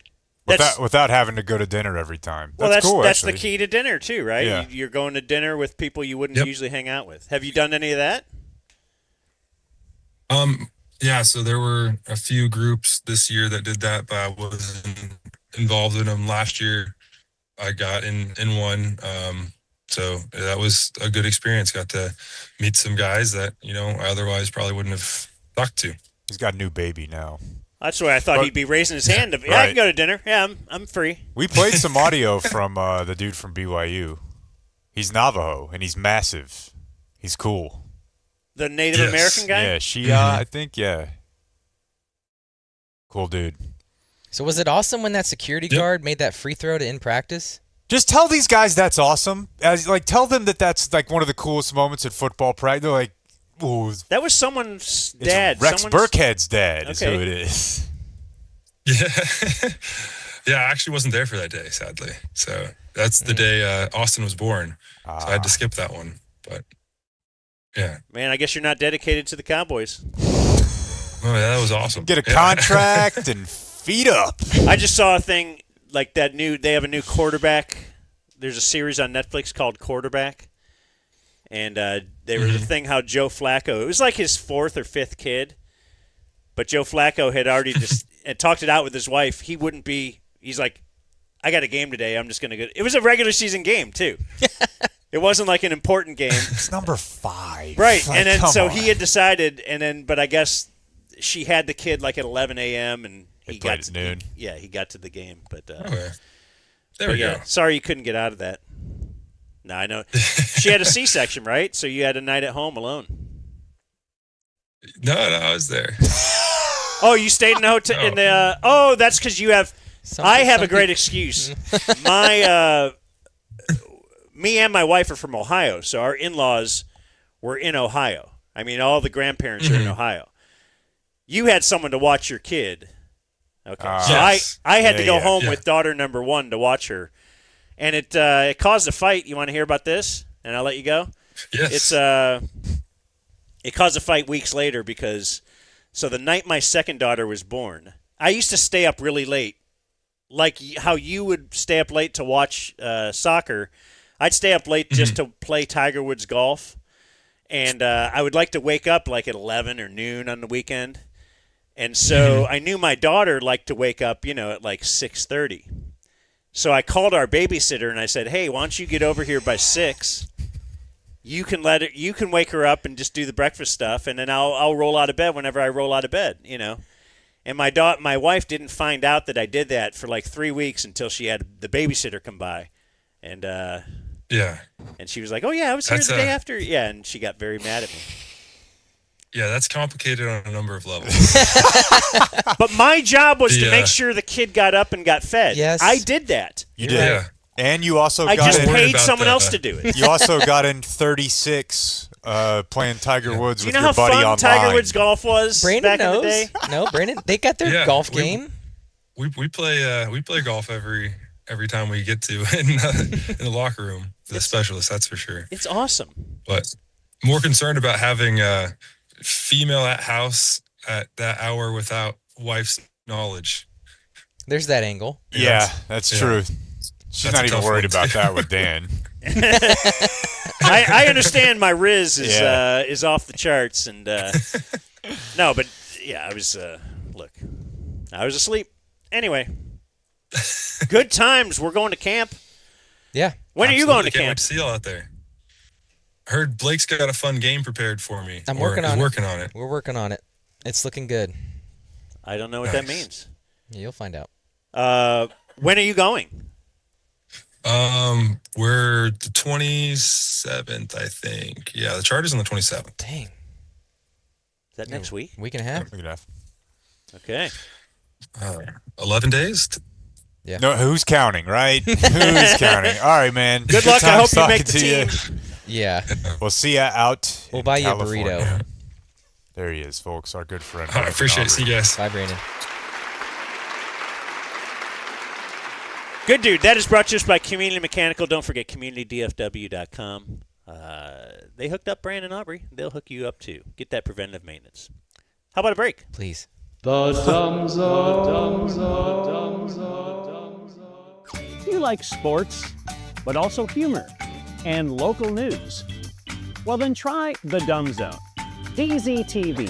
Weeknights at 9, right here on Fox 4 Plus. So what do you think, dude?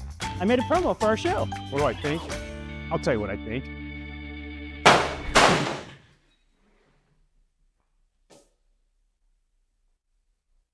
Gary's trying to find you something from his limited inventory. Fair Lease is focused on finding the vehicle that's right for you. Already know what you want? Great. If not, tell us what's important. Technology, safety, fuel economy, and we'll provide unbiased guidance on today's best lease vehicles. So it's up to you. Go to the dealership and buy for 40 or 50% more. I'm sure Gary will get you a deal. Or reach out to us. We'll do all the work and get the lowest haggle-free price. Experience the Fair Lease difference today.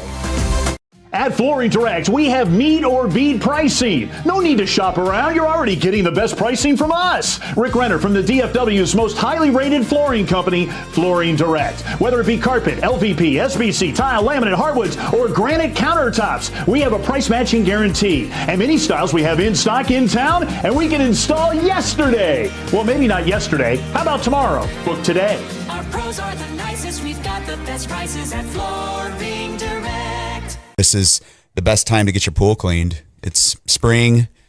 Everybody's getting ready to jump in the pool. I'm sure you guys did some of that this weekend. I've only had one cleaning done, so this is all I can speak to. But I will tell you that no BS. My wife came home and said, this is the cleanest our pool has ever been.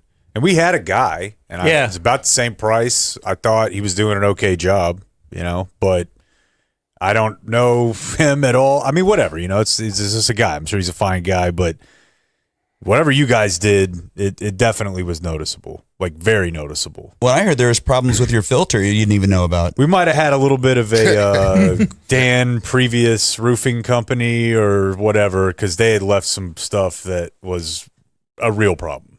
No, they were just kind of ignoring. No, I saw your guy noticed it. I was at Jake's house too. Out of the spigot or whatever, so shooting stuff back out into my pool. Yeah, it was shooting like the leaves back into the pool. Yep. So I was like, wait, we just vacuumed this out and now it shoots it right back in. So it was like, obviously there was a hole in the system, but he took care of it. Your old guy did not notice that.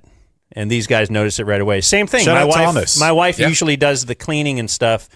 And she, our other pool company, our old one, because we now signed up with Puddle Pools. puddlepools.com/dumbzone. Dumbzone. Okay, my bad. That's all good. I think I erroneously said that earlier then.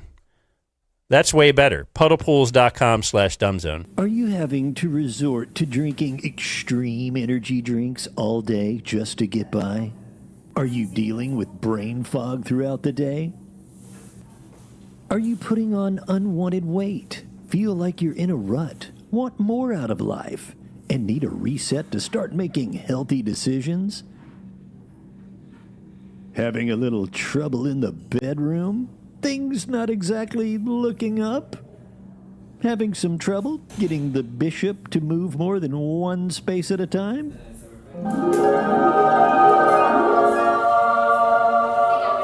Is your penis broken? Then come to Game Day Men's Health. 12 DFW locations. GameDay.dumbzone.com. But I got this email literally this morning from Anson, who wanted to shout out Travis and his team at Community Mechanical. So anyway, he had another HVAC company. And he said there was a part that needed fixed, but the labor would be $4,000. And turned off my heater and gas for safety reasons, and then said it'll be 2 weeks for them to replace it. Sweet. So he said he was already planning on calling ComMech. And then he says in parentheses, I've shortened community mechanical. Yes, anyway, he has. We'll let him own that one. For an alternate quote, but also to see if they might have a better response time. Now he says, everything I've heard about this company on your podcast is true. I called the office, left a voicemail, had a return call within 5 minutes.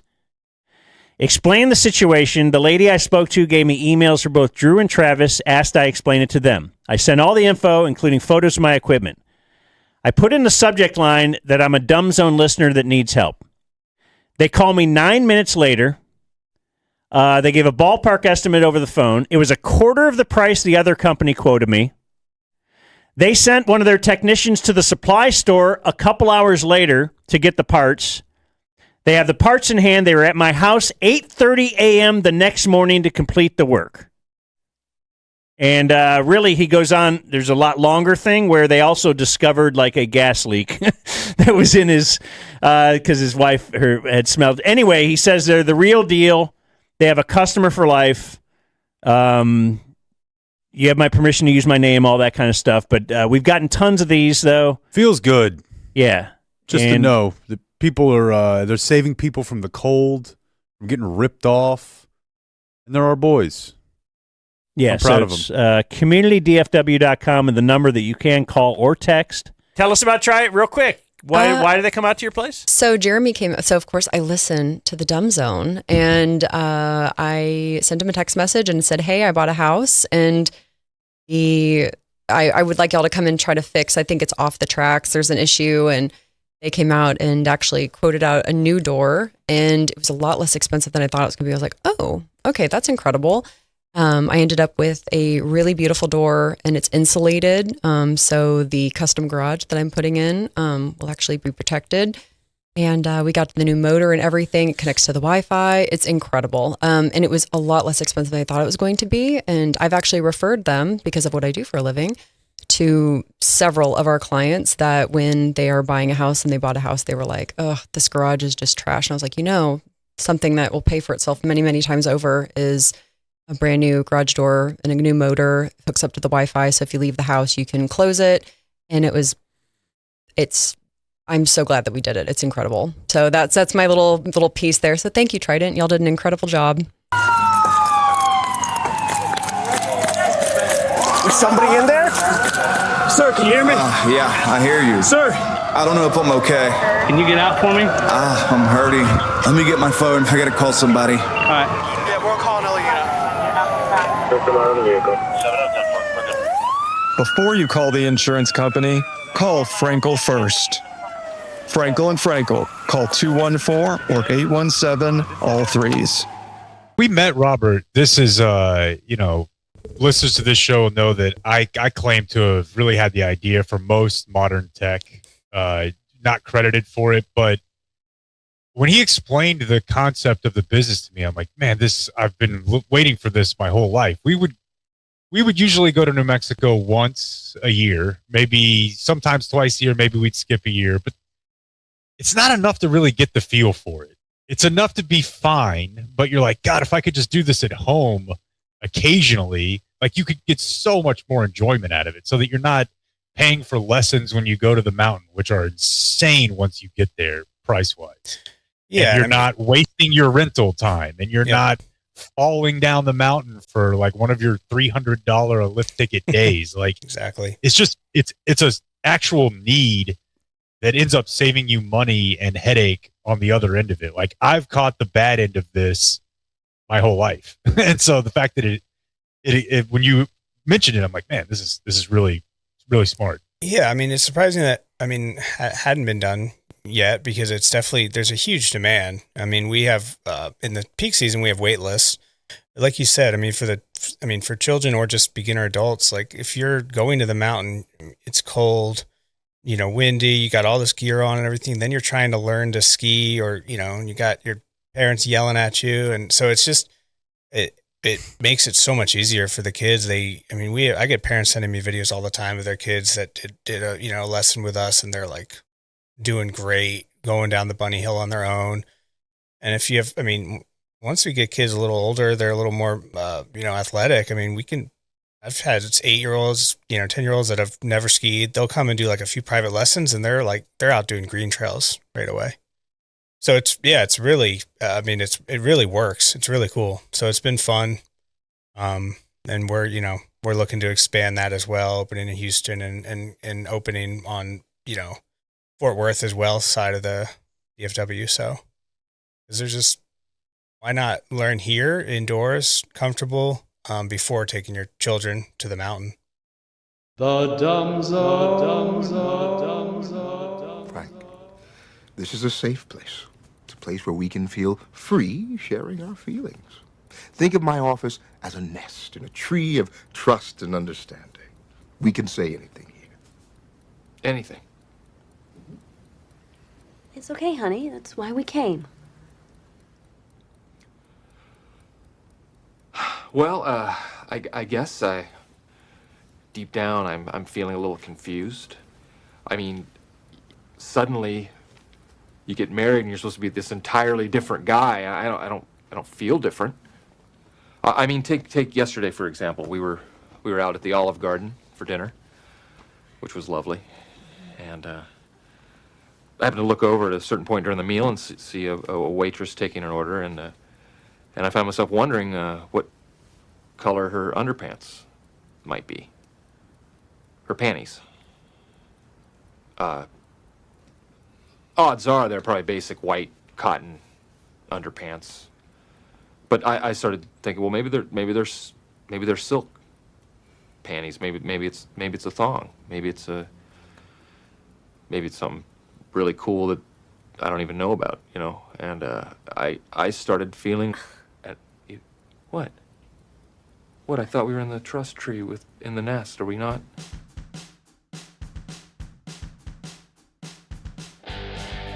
You're listening to The Dumb Zone. Let's remind you that we have a Dumb Zone comedy night. We don't really know what it's going to be like. We know we're going to have we booked funny comedians to be there. So it'll be like a good time. It's like an early evening thing. It is Saturday, July 25th. It starts at 5. It's like an hour and a half long. So it's not that huge of a deal. It's the first time we think we're going to do more than one of these.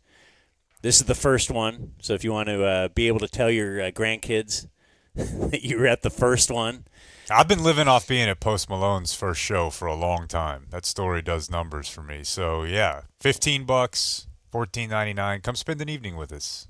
I've been informed that all I need to say here is go to dumbzone.com and go to the events tab there. Well, that was for the first pitch, but I think it's the same. Could we just say across the board that we don't have to, that we do a lot of things for comedy and they're all great? Maybe we don't make logistics part of our comedy? What location is it? Is it fucking what lake is it? The White Rock? See, he takes. We'll go back to improv some and viewer mail. Now he just shits on everything we He think takes is funny. He takes what? Improv. Takes improv classes and. I thought he said he takes time off. I'm way more okay with being made fun of for improv than time you're off. Quick trigger with the time off word. We were abused for 20 years. So you're gonna do it the other way now. Just take every other day off. Damn it.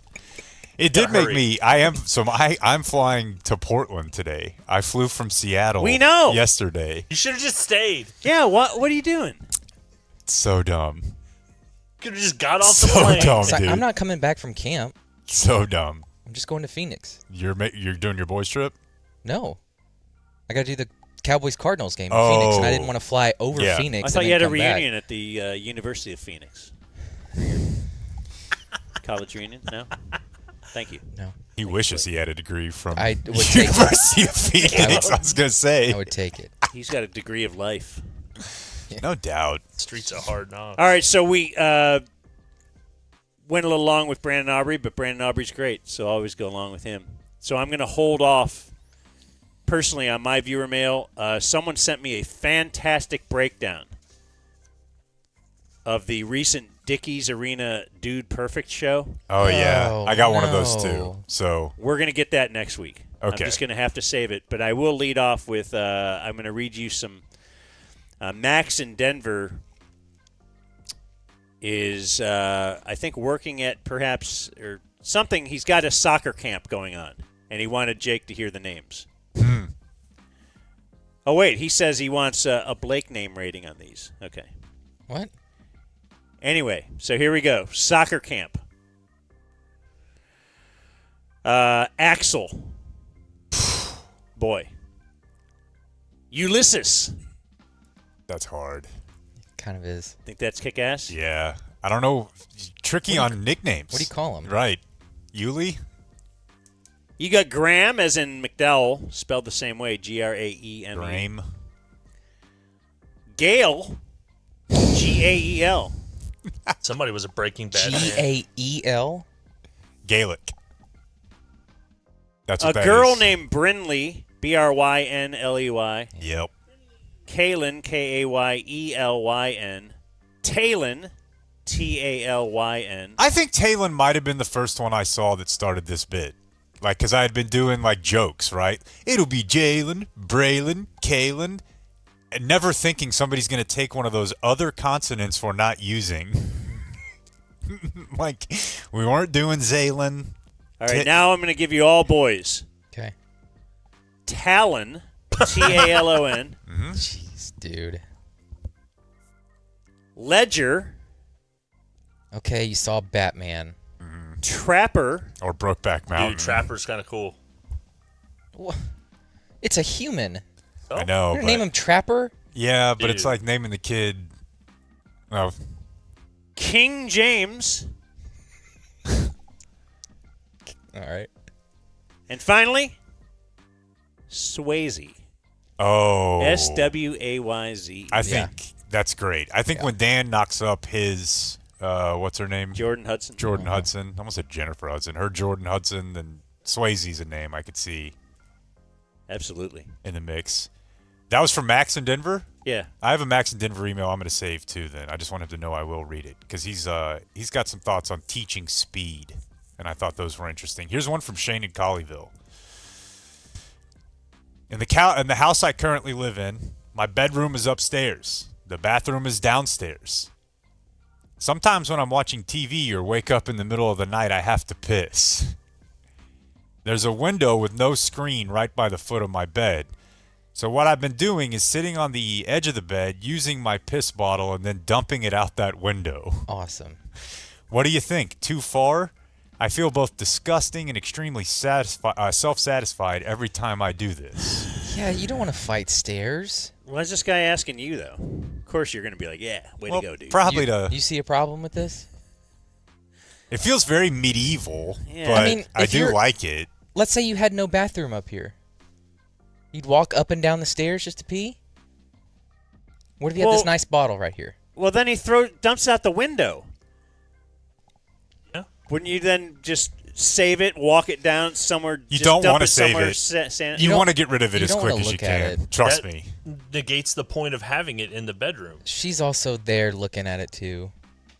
Andrew has a WHL from the World Cup, a quickie. What about at the anthem? Please stand if you are able. And then please remain standing if you are able. Like it's implied. Did we really have to take care of the people? Standing there, saying it the first time. But yes, even the first one is probably a WHL. So he says they used to, the graphic forever, and the colloquialism forever has been, a team got a red card, they're down to 10 men. It says 10 players now on the Fox broadcast. Oh, really? Yeah. Why do guys only have to remove their hats? It's a good never question. Understood that. Thought we were about equality. Unless you're in the military, then you don't have to remove your hat. Let's see here. I got a couple movie tropes. Okay. The first one, Dear Sex Men. In some movies, the guy's trying to hide smoking cigarettes from his wife, but whenever she unexpectedly walks in, he just waves his hand twice at the smoke. Look at cigarettes. You're going to know about that a month later. Oh, my gosh, yeah. That's why you got to wear the smoking glove. That's from Rick, who says, make it shake. I wore a smoking glove when I was in the stage that Nora was in with where Brandon and Austin are in right now. The midnight to 2 a.m. I put on the cigarette glove. Another one, this one from Dustin. He says, walking up to someone's house unexpectedly, and that person meets you on the front porch as you walk up the sidewalk. They've been looking out the window just waiting for someone to walk up to their house. He says, see Armageddon. Oh, yeah. That's a great scene. I cry when I see that scene, folks. I got something big. I don't have any gummy thoughts today, but I do know that Early Bird CBD has their gummies. earlybirdcbd.com. You can use the promo code DZ20. So these are the best gummies because they have THC in them. Just a little bit, but just enough to get you over that hump. Tough day. How about 2.5 milligrams of THC? And how about this? They now have drops. That is the water-soluble tincture. I've never used the word tincture in anything but a Early Bird CBD spot. Have you ever said tincture? I've never said it in anything not related to THC. Is that what it's all about? It's just THC? You could use it for other things, like little droplets of other, but that's all you need to use it for. This tincture has a feel-good balance of THC and CBD. So make sure you check out the drops because you just drop it in your water. Just, hey, you know how you're watching them ladies walk around the neighborhood at night with their little Yetis, and you're like, they got a little something in there? Well, why don't you have a little something in there, too? A little earlybirdcbd.com. The promo code is DZ20. I have a gummy thought for you. Our friend Sarah Heppola sent me an article in The Atlantic. No way. She didn't send me one from Outkick.com or I don't know. But it's the article in The Atlantic. It's a cover story this month about the end of reading. And I've heard about that. I want to read that. So good. And there's a bunch of offshoots to it that I thought were really interesting. Maybe we'll have her on and talk about it. But she's like, I'll send it to the smart one. And I just replied like, "Show me your no." But there's a funny note in here that made me think, because they're examining how much more literate America used to be, and that we used to be very proud of this fact. Like, we were much more literate than the rest of the world. Like, the average American in, like, the late 1700s, early 1800s, we had blown past the rest of the world. And they look at, the writing of soldiers. For example, in the Civil War. Just a regular-ass guy. This is just a regular guy in the volunteer infantry writing to his wife. "'Tis hard to lie down covered with your own gore on a battlefield and die. 'Tis hard to see the mighty prancing warhorse trampling the dying and dead beneath their merciless feet. No, dear wife, Nowhere to speak a word of comfort. No living sister or mother to administer relief in that hour, the most sad in the history of humanity. Oh, the humanity, oh, the horrors of war. And it got me to thinking. Like, I read that book, The Guns of August, and it's mostly just about World War I, and it's largely, like a lot of history, is constructed out of guys' letters to their wives.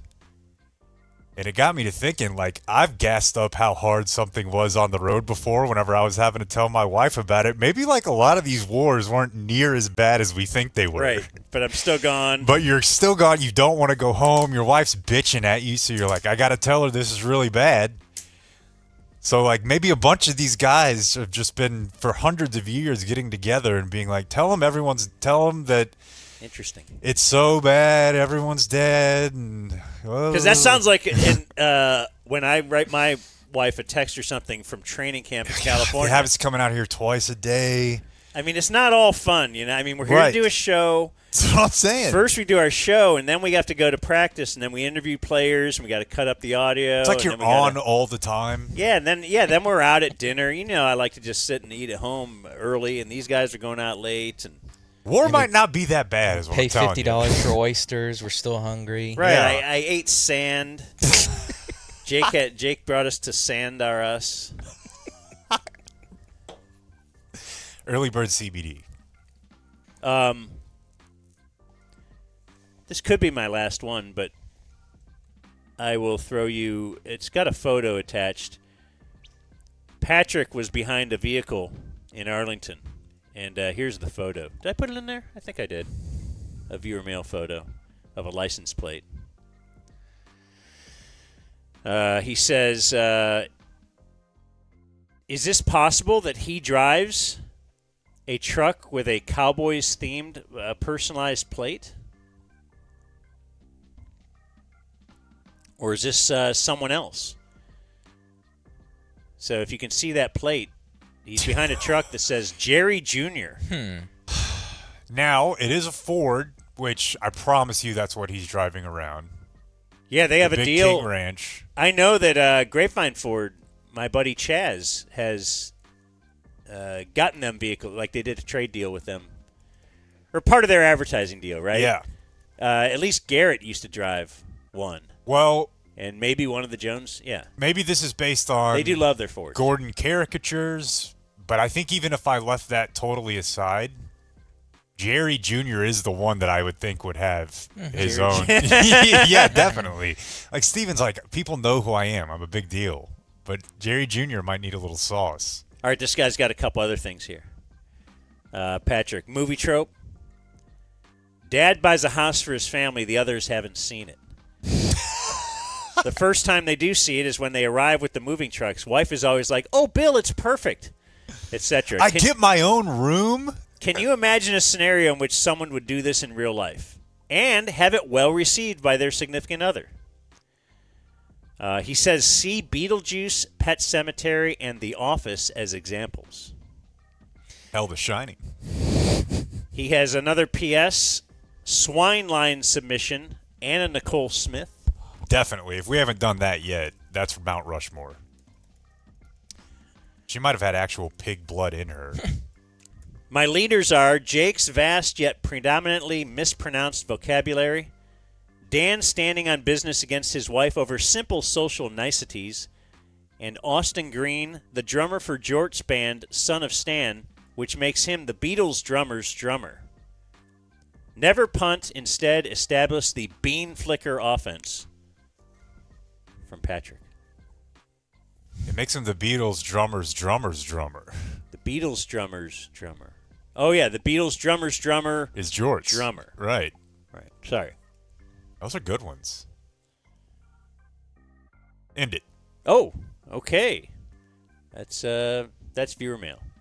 The Thursday viewer mail follow-up extravaganza inclement fossil thing. Remember when that was it? Everything else is long.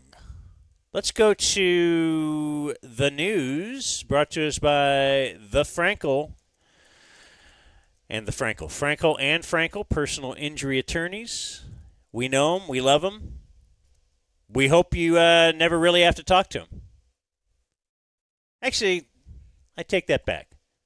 I hope you do so that they can get you what you deserve.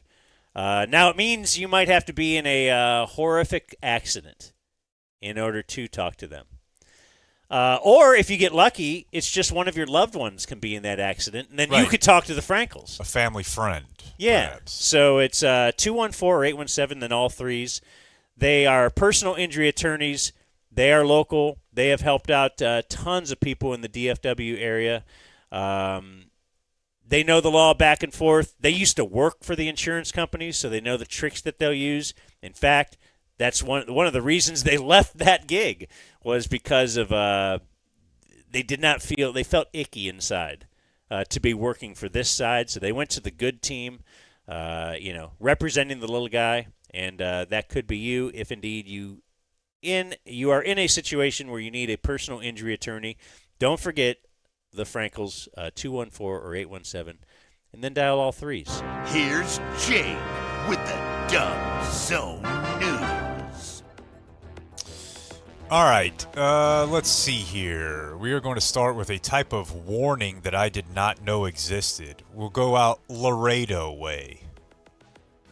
In Laredo, the police department issued a bee swarm advisory. Wow.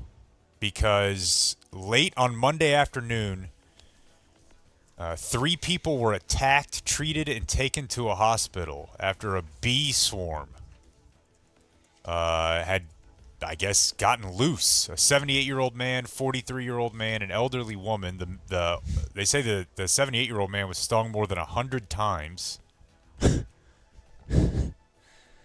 Why are you laughing? Dude, that sounds fucking terrible. It does. It's like a grandfather with a swarm of bees, following him. Yeah, but you don't know his history.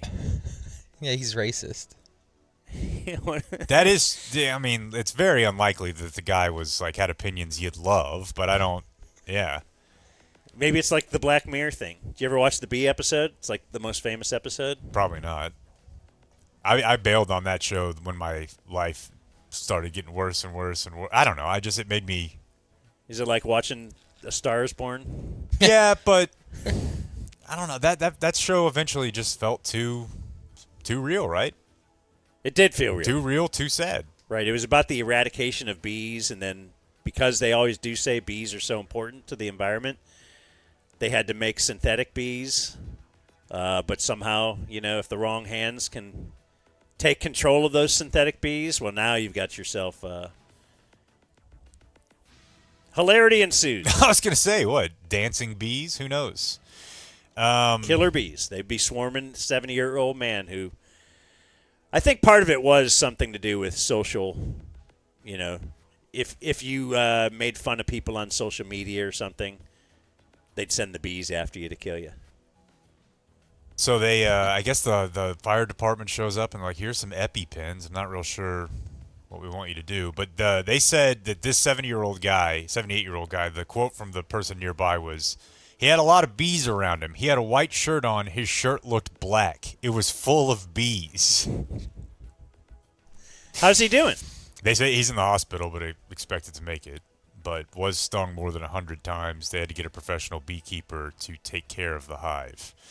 Locally, we had the guy in Keller was arrested, given a DUI. I always like this what makes the news line, because I think I'm probably over it now.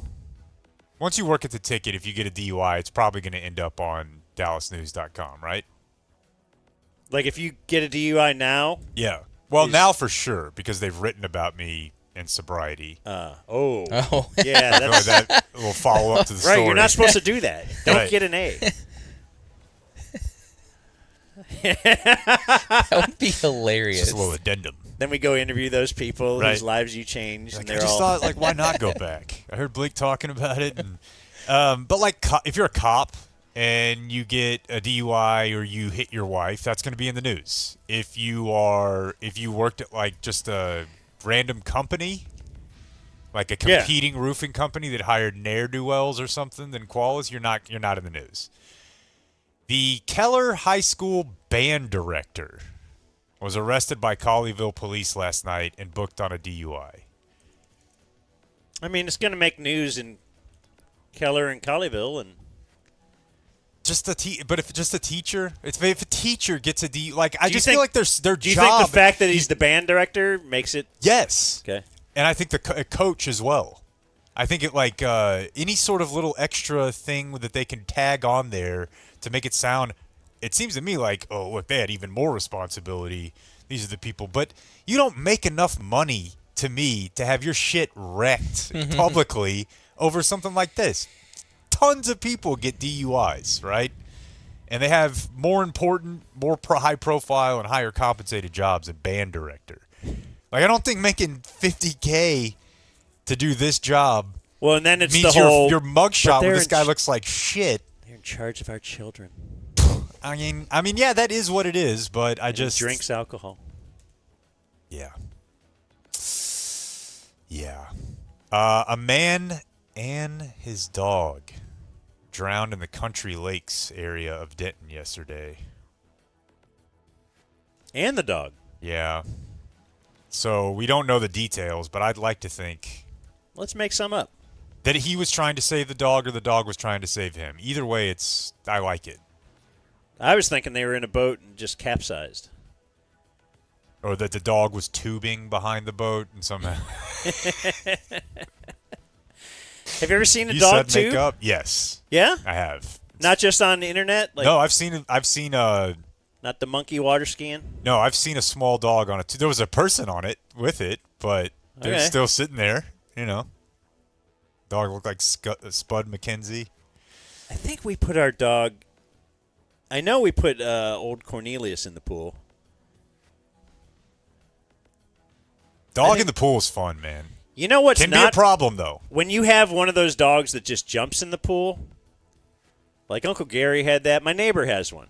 My brother's dog, Shaft, the one that never got fixed and got yerked off at Tulane. He was, I think you're probably about to say what we dealt with. Yeah, it's a beating because then, you go outside and the dog's like, I'm going to jump in the pool. And then you got to, dog's going to walk inside. Yeah, and they think you think or it's cool? It's not, it's just going to now go walk in the flower bed and now it's all mud. And now to get him to clean off, you got to throw him in the pool. Now there's mud in the pool. Well, here's the other problem. And then he's back in the house. We had the pool. My mom and stepdad's pool was it got deeper. You couldn't really like play volleyball, for example, right? It started out at 2 feet and quickly it was 5 feet, 6 feet. But people would throw stuff into the pool, and if there was anything on the bottom of the pool, the dog dove. The dog would dive to the bottom of the pool. That's impressive. And did not know that it's not thinking my ears are popping. But the dog is in the pool all the time. Your dog is going to have ear infections constantly. Just constantly. Because they're not knocking water out of their head like a responsible human might. And then I feel like this has to be our top story. Daylight savings time. Oh, yeah. This could have been outside the news. Are we actually doing it? I always thought they always pass it in the House and then the Senate rejects it. Yeah. But I guess these days, if Trump says I want it done, it'll just get done, right? Yeah. In general.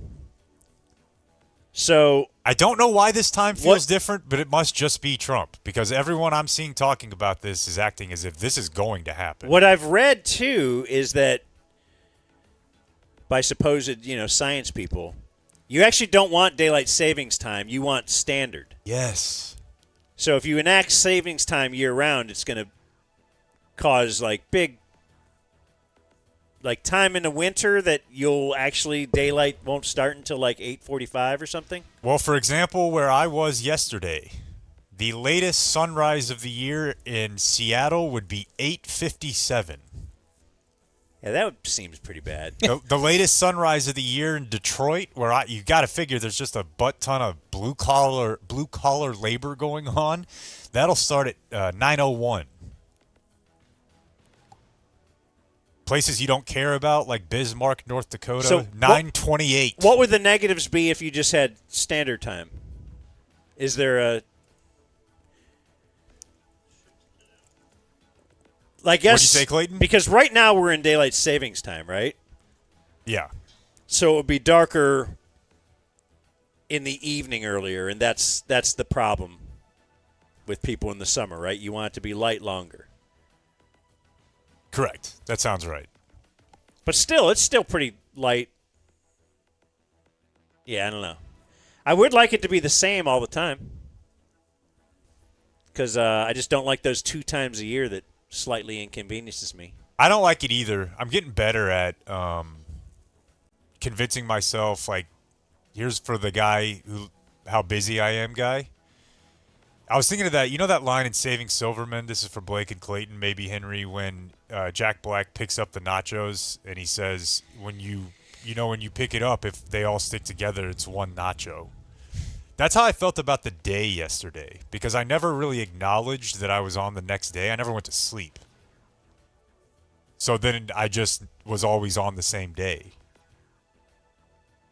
I never had a night. I never was like, oh, it's nighttime now. I was on a plane, and I was awake, and then when I got out of the plane, it was nighttime still. So my point is I'm less affected by daylight savings time now than I used to be, but it jams my kids up real bad. Like, you can tell they're being hosed around that time.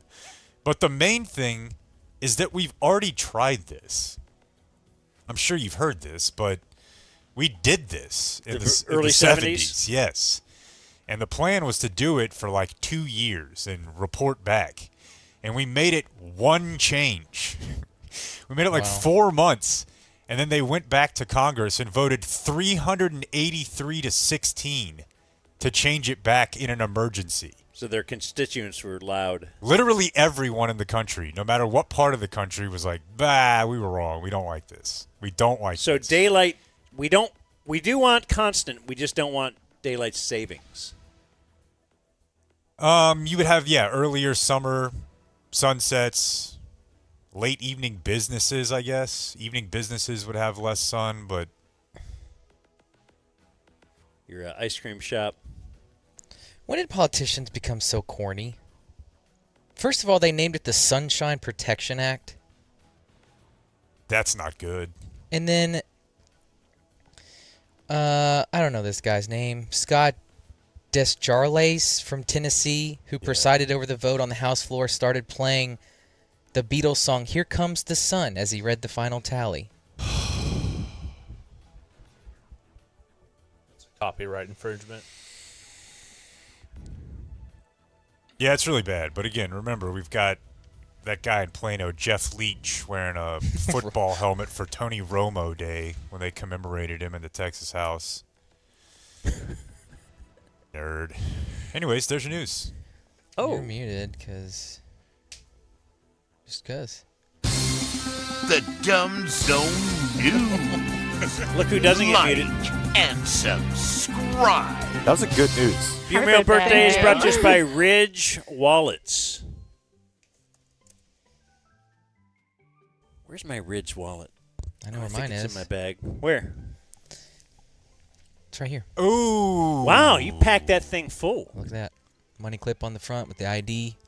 All my cards ready to rock. Got that at ridge.com using promo code DUMBZONE. Are those cards like blocked? Can I skim your card from here? No, you can't. Because they got some kind of protective thing on there, right? Sure. Is that the only color that it comes in? No. I got an orange one. Go Browns. Unique, slim, modern design. How many cards that thing hold, Blake? 1, 2? No, I got like 15 in here. Incredible. It holds like 15. .com. Use promo code DUMBZONE at checkout, and you'll get that 10% off. When they ask how you heard about Ridge, tell them that it was the Dumb Zone. 10% off. Over 100 5-star reviews. And if they don't ask, be like, hey, how come you didn't ask? And then tell them. Get in their face. You're a Ridge guy. Yeah, you're probably going to get in their face anyway. Viewer mail birthdays. Dear Uncle Wide Stance. Today is the Larry Bird birthday of DF Hot Carl Cook. K-O-C-H. His leaders are Dan's Mythological New Floors. Not mythological. That's right. Oh, listen to that. That's right. And the fact that you just get 3 yards per play. If you just get 3 yards per play, you never have to punt. More Dale Zone, less Carter biting Jake's wiener. F. Nico from Mason. I changed the D word to wiener for you, Mason. Thought you'd rather have that. Dear Duke of the Delectable Dot. Year 1 P1. Dumb Zone subby since Reddit told me whatever happened to Dan and Jake. Somewhere around Blake's first day. I'd like to get a shout out for my Dirk plus Micah on the Cowboys' birthday. Since I have no friends to do it for me. Is this gay? Yes. Do I care? No. That should be if we ever need a tagline for the show. The Dumb Zone. Is this gay? Yes. Do I care? No. Happy to join your stable if you don't already have a pharmacist. I won't do the thing. My leaders are All Things Dan, Blake's pronunciation of fascism in the April MBR, and Jake's karaoke version of Dale doing Rod Stewart's Do You Think I'm Sexy? And, of course, Sarah Hepela's Tornado Shelters. It's regionally appropriate. I like it. Yeah. Movie trope. When our hero is broken down on a highway, a semi arrives over the horizon miles away. Immediately starts honking, but makes no attempt to slow down or to stop, so our hero barely escapes getting hit. Yeah. I like that one. I saw a lot of hitchhikers in Hawaii. I thought about it. I bet you that's a robust, trusted system. Because, they're all locals. They're helping each other. I don't know. Do you feel like recreating Chappie driving around with you and Joe and picking one up? Or Blake. More Dutch, less manosphere idiots. Hog out. Only punt if Kevin Kelly sends express written consent on dot matrix paper sent to the USPS. This is your best Arkansas subby, Chad. Nice. He said also, yes, small town Arkansas has a 9/11 memorial that is a replica of the Twin Towers. Google Mountain Home Veterans Memorial if curious. Hi, boys. I have 2 birthday requests. One next Thursday, one today. It is my birthday. Ryan in San Antonio. My drop request is the Tongan Minute because I grew up in Euless. My leader is every time the name Jeremy, be it Giambi, Piven, or Shockey, comes up on the show. Blake, without fail, repeats it in Dr. Laura voice. Jeremy. That is from Ryan. And maybe we'll give you that Tongan Minute tomorrow. Because we have to move on to Dear Uncle Cockmogger. God. It is my Kemba Walker on the Mavs' birthday. What an era. Last year, I submitted my expert opinion on how the Luka trade and a family member dying felt pretty much the same and then proceeded to get dead parent mogged for the few days after that. My leader is Dan asserting his dominance over Blake. Oh, I'm sorry. Dan asserting his dominance over Blake, Clayton, and Henry because the Roast Twins robbed him of that opportunity years ago. Swine line, Allison Janet. I think he means Allison Janney. That's a no. And movie trope submission, a gun getting jammed, seemingly unable to unjam later in the most tense of moments. That's from Brandon Bolin. Good dude. And my last shout-out is from Alexa Silvers in the chat. She emails this. I don't know what this means. Maybe you can help me, Clayton. Because she has not sent me an email before this. But she writes, 2 weeks, exclamation point. We've been asking for a shout-out for 2 weeks, exclamation point. What do I got to do? Roll her bones over there and you'll dig up a shout-out? WOM. Wom. Which is a.k.a. Cynthia's mom passed away a few weeks ago, and the FOD chant would like to send her a giant hug and dumbness. We love you, Cynthia. Has she been asking for this? And we haven't delivered it to her? What's the problem, Clayton? Why is Alexa yelling at us? Silence. That's what we get, Alexa. That's well, what we get. Very sorry to hear about your mom. Unless you didn't like her. Then congratulations. Nobody ever does that. Fairlease.org presents I'm going to start. On this day in history. history. I think I said that on IJB, but not to you guys. But we were walking on some trail, and the kids were fighting, right? It was one of the things we made them do, where I'm looking around like, why did she think a 7 and 3-year-old needed to bite this off today?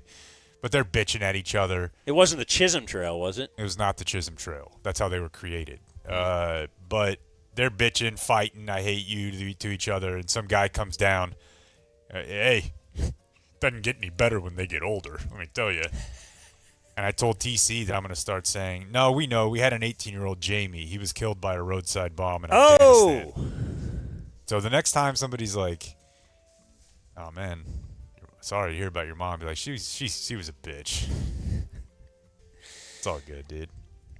How about the maybe something about your little girl and the boys after? Oh, yeah. Yeah, we've learned that the hard way, didn't we? Yeah. You may have heard about it on the news. Anyway, fairlease.org, yes, sponsors today's edition of Today in History. We already mentioned earlier Brandon Aubrey, the newest member of the Fairlease family, as they have leased a vehicle there. Many businesses that we are associated with have done so as well. I guess that's a great deal. They actually bought Travis out of his D&M lease. They had such a good deal for them. Write that thing off. Unlimited mileage on the commercial leases. They also have a dedicated Dumb Zone phone number at Fairlease. It's 972-705-4815. And the website, Dan, is fairlease.org. It's Thursday, July 16th on this day in 1935 in Oklahoma City. Is that where you were yesterday? Briefly, yeah. The first automated parking meter was installed. So that was great. Give it to old William D. Tate. Yeah. Says, not on my watch. And they're like, all right, we'll name every street after you. You can be mayor forever then. Yeah. But, yeah, they will not. That's what he's claimed. To keep Grapevine, the Christmas capital of the world and a tourist destination, there will not be pay for parking. What's more of a beating than that? When you go to some city you don't know and now you got to, download their app. It's like this, the Rangers thing. Same thing. Now I got to get another app? Or I guess it would be like the Rangers thing if the Rangers thing had an app. Yeah. Again, a good point. On this day in 1969, it's when Apollo 11 blasted off from Cape Kennedy on the first manned mission to the surface of the moon. Dick. On this day in 1985, Lou Whitaker, the Detroit Tigers second baseman, it says here forgot to bring his uniform. I think the story was like he left it in his car or something. He didn't have his uniform when he went to the All-Star game in Minneapolis. Like somehow they had to travel with their own uniforms, which apparently we've now dumbed down. We've babied these professional athletes so much that it's like, oh, I won't. Can you believe back in 1985 they actually had to bring their own uniform? What a terrible life that Lou Whitaker lived. I know, and Blake. Now you got a guy who's there he's your wallet guy. That's how much they baby them. Boy, we didn't get too deep into it. Somebody is hating their life over those passports right now. Dude. There's a guy, 27, 28-year-old guy, who's just trying to get George Pickens' passport done. But were you able to get it done? They will be able to get it done, as we saw with the Dallas Stars. Yeah. They all have like a political connection. Sure. And they will call that guy. They're not getting detained in Zimbabwe. And get a favor. Yes. So, anyway, Lou Whitaker ended up having to wear a uniform that was like they would sell jerseys at the stands, or in the pro shop. So they got a blank Tigers jersey and stenciled the number 1 on the back, and Lou Whitaker wore that for the game. That's kind of awesome. Get yourself a Bob's mom jersey. This is the day in 1999 that JFK Jr. went down on Gay Head. Norm was on the phone. That's right. His plane crashed. Single-engine plane crashed near Martha's Vineyard. Or did it? I remember my mom's friend Rose was pretty certain he was going to be in Dealey Plaza earlier this year. Yeah. Didn't we learn and then debunk and then go with the theory that this was because of shrimp? Clayton introduced that to us. Like, that was one of the rumors, is that they had, like, dry ice on board. Oh, like the Payne Stewart. Their shrimp cocktail. Oh, it was, okay. Yeah. Oh, I thought you were saying, okay. I thought that was, my bad. No, he was just doing those No, it was dives. Brett into the Ratner ocean. was on board. He's back. On this day in 2004, Martha Stewart sentenced to 5 months in prison. Possible swine line. And 5 months of home confinement. Oh, could you imagine getting that? I can't go. I would. I was sentenced to home confinement. God. Like, and imagine in her home. It's probably awesome. She probably owns like five different homes and has one of those gerbil things you can get to each home in.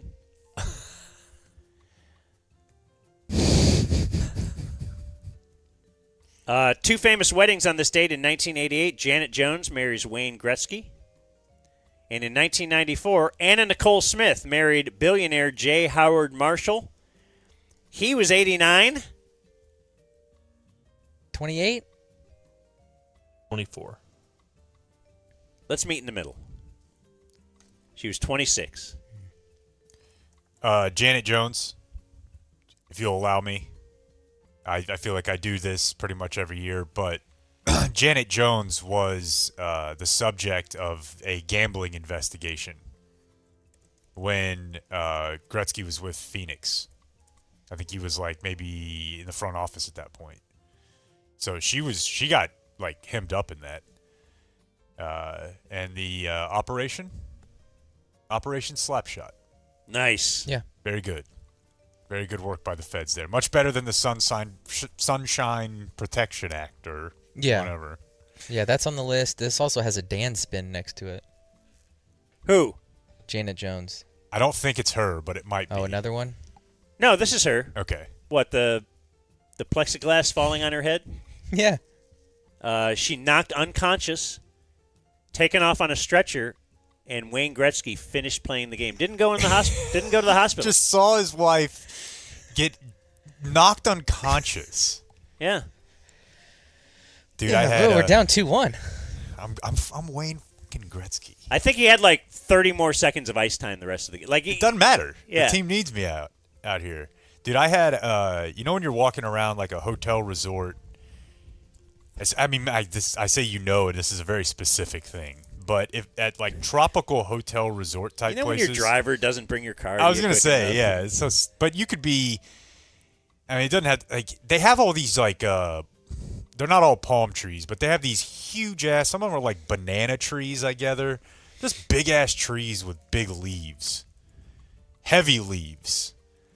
And we're walking around at the Disney resort, and I was not really paying attention, and I hear a sound, and I look up. And had I been about a second earlier, I am knocked unconscious by something that fell from one of these trees. Like a huge dead coconut? It wasn't a coconut, but you know that banana trees have those just big-ass leaves, and when they die, they turn brown and they get real heavy, and then eventually they fall off the tree. You could have got amnesia. Dude, the first thing my wife said was, imagine how paid we'd be. I know. And Nora was like shook because it fell. Dude, it crashed. People around were like. And my wife would be like, oh my gosh, What? I feel so bad for. It's just Kristen. I feel worse for Kristen than Jake. Yeah, she I'd had be to, like, she had Jake's to witness dead. that. I was like, dude, this thing. No, I'm no, going to no, show no. you what this would have Kristen's looked going like. through more and then yes, as she's like, We're spending so much money here. You think you could have chipped in a little bit by she's got getting a knocked monocle. She's not wrong. What are we? Do you love your family or not? Apparently, I Would've was been a good for second the show. slow. Yeah, it would have been. Body cast. Would you guys let me keep doing the show if I had to okay, go you're not full dead in her Stephen Hawking? In her scenario, you're not dead. Told you guys, Johnny would get it done. Or I'd pick like a black voice though, and just have an excuse. What up? That'd be tough to call you on that. Yeah. July 16th, this day in Dumb Zone history. In 2020, Dan played some audio of, I believe he was in Denver, but the Denver traffic guy was accidentally recording himself watching porn at work. Oh. So you can hear him clicking around and grunting, and then you're going to want to avoid the 805 today. There's congestion in. One of my favorite genres of social media video is grandpa's porn accidentally shows up on the family TV. I did see that. Like, it'll happen around holidays or whatever, but you're trying to get the family pictures up there or something. It's just like some, like an old, it seems like it's usually like an old ethnic guy, some old Mexican guy. Just You ever hear how the Browns did that? Yes, dude. I read that article once we started talking about Jimmy Haslam and the Bucks. They were searching for something that had to do with the dog pound, and they searched DP. Yeah, but it was even worse. And then they had bunch like of a pictures stream came of up. tweets going set like to hashtag DP. You know, so was it the Kaczynski documentary? Basically, like, they can identify where a person lives by the way that they talk or write. Oh, yeah. There's a New York Times quiz that you can do, and it does like slang and terms like that. And, bro, they almost had my address. They were like West Fort Worth. I think if you gave me porn search keywords, I could tell you specifically how old they are. Black fella. Probably, yeah, fella. Yeah, current, you might list a porn star or whatever, but the olds is just white girl, black guy, big dick. Or big boob. Sure. Just big boob. 2021, Jake wants to be the voice of the hacker in training videos. I'm going to get to your email. And they all talk like that. We need to make some training videos. Just make Henry do them? Yeah. This did hit me the other day, Blake. Henry has access to some of our social media now. Uh-huh. He's the one that's most likely to fall for a phishing scam. So Yeah, I'm we need to not keep worried an eye about on him that. tweeting anything offensive, but I just told him to not slide into any DMs with our account. that had to be tough for him. And I then got like 5 of those birthday emails this weekend. Like, Oh, you're from the invited too. Yeah. Julie's birthday. Yeah. Punch bowl. And then in 2024, Charles Haley and Jake Kemp tension. First time we had him in studio. Oh, okay, yeah. Well, he's a dear friend of mine now. That's right. Tousled my hair. You were making fun of his therapy, and I didn't think it was good radio. That was terrible the way you targeted him. Yeah, what if I come over there and bust in your mouth? Yeah, why don't you try it, man? I think you can kick Charles Haley's ass these days. There's no question. Yeah. There's no question. Other birthdays today. Blake Jarwin is 32. Oklahoma State. Jimmy Johnson, 83. For real? Yeah. Would not have thought that old, man. Think he looks pretty good? Yeah. Looks better than Jerry, right? Aaron Glenn is 54. I'm afraid he's not long for this profession. Somebody, and it might be me if I give it enough time, will convince myself that they're a real pick to click this year because of regression and... Who? The Jets. Oh. Wait, that's Aaron? Yeah. Why was I thinking, who's the receiver? Terry Glenn, who is... That's who I was thinking of. It was all morning. Terry Glenn, I believe, met his maker in what it might not have been actually where he died, but he was definitely in a wreck one time in what I termed the Cowboy Corridor. Oh, that's right. On 114, right? Yeah. 14 Northwest Highway. Correct. There were about 8 Cowboy wrecks, arrests, or deaths in a 10-year period on the stretch that was like South Lake to Las Colinas. Terry Glenn also once referred to by Bill Parcells as what, Dan? Do you know? She? Yeah. Yeah. He did like a couple months of press conferences calling him she. Just to kind of like... Say this guy's You're soft. a pussy, yeah. Yeah. He didn't buy that grocery. He he wanted to do the drafting. Right. He didn't block. He got overruled when they were drafting. I know. She's just going to have to play harder. Because her name is Terry. Yeah. Barry Sanders is 58. Oklahoma State. Now, ask the question again. Gary Anderson is 67. You may remember that he did miss a field goal in 1998. I just looked up that Vikings season again, dude, because I was swept up in that. The only game they lost was by a field goal. And Randall Cunningham, it was his resurgent, they were the greatest show on turf type thing. Robert Smith. Chris Mim is 47. I was a big fan. Duncanville was Boddicker. Were you into Texas basketball when you were growing up? No. Okay. Adam Scott is 46, the golfer. Not Derek. You guys fired up to have Major Mike in here tomorrow? Were people mad at... Was it Justin Thomas? Said the F slur. Okay, yeah. Okay. Not Adam Scott. Sorry. Margaret Court is 84. She is a tennis Hall of Famer. And the term that I learned this morning is nominative determinism. We've talked about this, dude. Well, I guess I just Recently. didn't know the term. Yeah. Her name is Margaret Court. She's a tennis Hall of Famer. Nominative determinism is like if did your name help influence what you became, if Frank Cook, did he become a chef? He did not. He's a guy I lived with in college. Miguel Indurain is 62.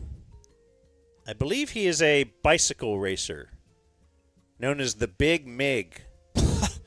Okay. Yeah. Michael Flatley is 68. There was Lord a of the time. Dance. There was a time in this country when everybody was stoked on the Lord of the Dance. Did you know that, Blake? No. Dude. You missed the Lord of the Dance. You know what's weird is to me, and I don't have any idea how there's any crossover, it was just the era of Friends. Like in my head, those two things happened at the same time. They were trying to force Friends on me. How dare you? And they were trying to tell me that dance was somehow like going to be a cool thing when I grew up. And I'm like, the fuck Those it two will. are not related. He knows what I'm talking about. Definitely are. Yeah. So Blake missed that. Didn't miss this, though. She's 63 today. Phoebe Cates. Oh, yeah. From Fast Times at Ridgemont High. Hey, Brad. Will Ferrell is 59. Corey Feldman is 55. Jackson. Of the two Coreys. Larry Sanger is 58, the co-founder of Wikipedia. Justin Kahn is 43, the co-founder of Twitch. Everybody's trying to be like Twitch. Billy Mitchell is 61. He was featured in the video game documentary King of Kong. Why is Donkey Kong called Donkey Kong? This is a question I was posed yesterday on the plane that I was like, obviously it relates to King Kong somehow, but why did they go with donkey? Carter was like, he's not a donkey. Yeah, you're right. Okay, you guys don't know either. I don't know. I got That's no clue. a question for the Japanese. I would have thought Blake might know that. Well, his dad is also... Who's his dad? Donkey Kong's dad? I don't know. Thinking Diddy Kong? Diddy Kong's the little one. I mean, King Kong, right, is what they're basing it off of, right? But I don't... Yeah, If we only had a machine. I'm not looking this up. Yeah, but when Luigi gets taken, Mario's got to team up with Peach, and then they go to the old Kong, and he says you got to win Donkey Kong. Jessie Jane is 46. I just assume that's porn. She is a porn star. Her real name is Cindy Taylor. She's from Fort Worth. How old? 46. Are you upset that you're not familiar with her game? Feel like you might have bagged her back in your day? No, I'm a little more upset that she died in 2024. No, she's a dead? Let's move her. Probably just natural causes, though, where she was having a good life. And well, she died 44. That's too bad. Accidental overdose of cocaine and fentanyl. Died in Oklahoma City. Yeah. More. Oh, no, even worse. More. Oklahoma. Do you have to Sorry, say guys. accidental overdose? Is there ever it's a... Yeah, you do. Oh, you do? All right. I mean, if you leave a note, you're like, I'm going to take all these drugs and die, I would say that's not an accident. Okay. Dumb Zone birthday of the day. Jake. If you know who this is. Chris Pontius. If you know who this is. Is 52. Especially right now. I've got your poster. I forgot it. Thank you, because he made it through, you know. He's on the good side of things, so he still gets to collect jackass money, but... What does that mean?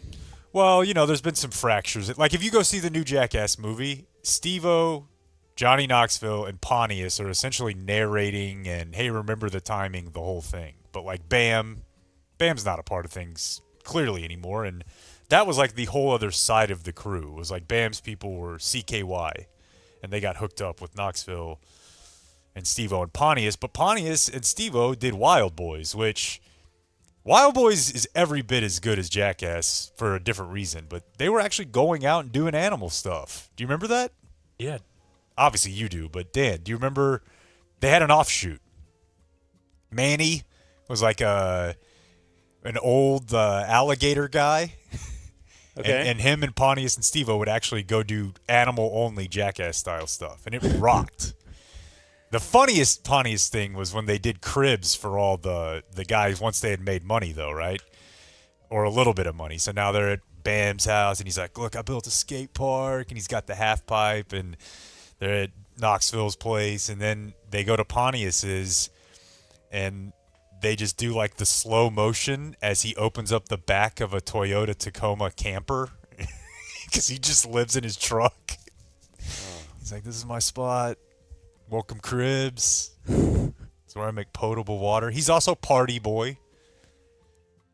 Bunny the lifeguard. Bunny the lifeguard. He was the guy they would just make it be naked and be like jacked. And that's why I thought he was kind of spare.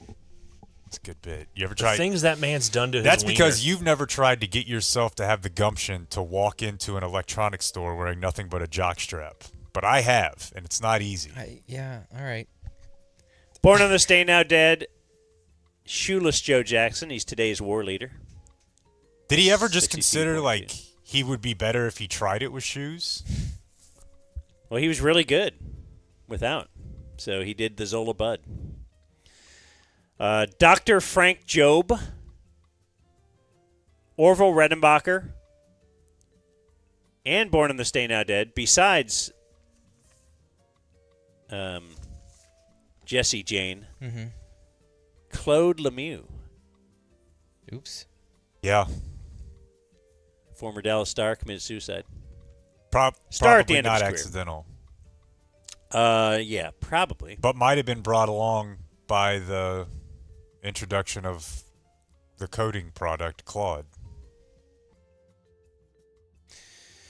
Yeah, just seeing that everywhere and knowing that I don't want to be the next Alexa. Yeah, and this one may be worse. What if this is the one that, like, brings down society, you know? And you don't, you're like, I don't like that. I'm going to check out now. The Canadians want to... Dead on this day, still dead. You have Robert H. Brooks, the founder of Hooters. You have Biz Markie. And Joe Bryant, the father of Kobe. Kobe. And that's what happened on this day in history. Man, speaking of the Michael Jackson movie, Nora made a friend on the beach, and I was listening to him talk, and the girl was like, yeah, I'm in dance. She was like, do you know what the moonwalk is? And the girl kind of tried to start doing the moonwalk on the beach. And then she asked Nora, do you know who Michael Jackson is? And I'm like, oh, wow, let's find out what they know.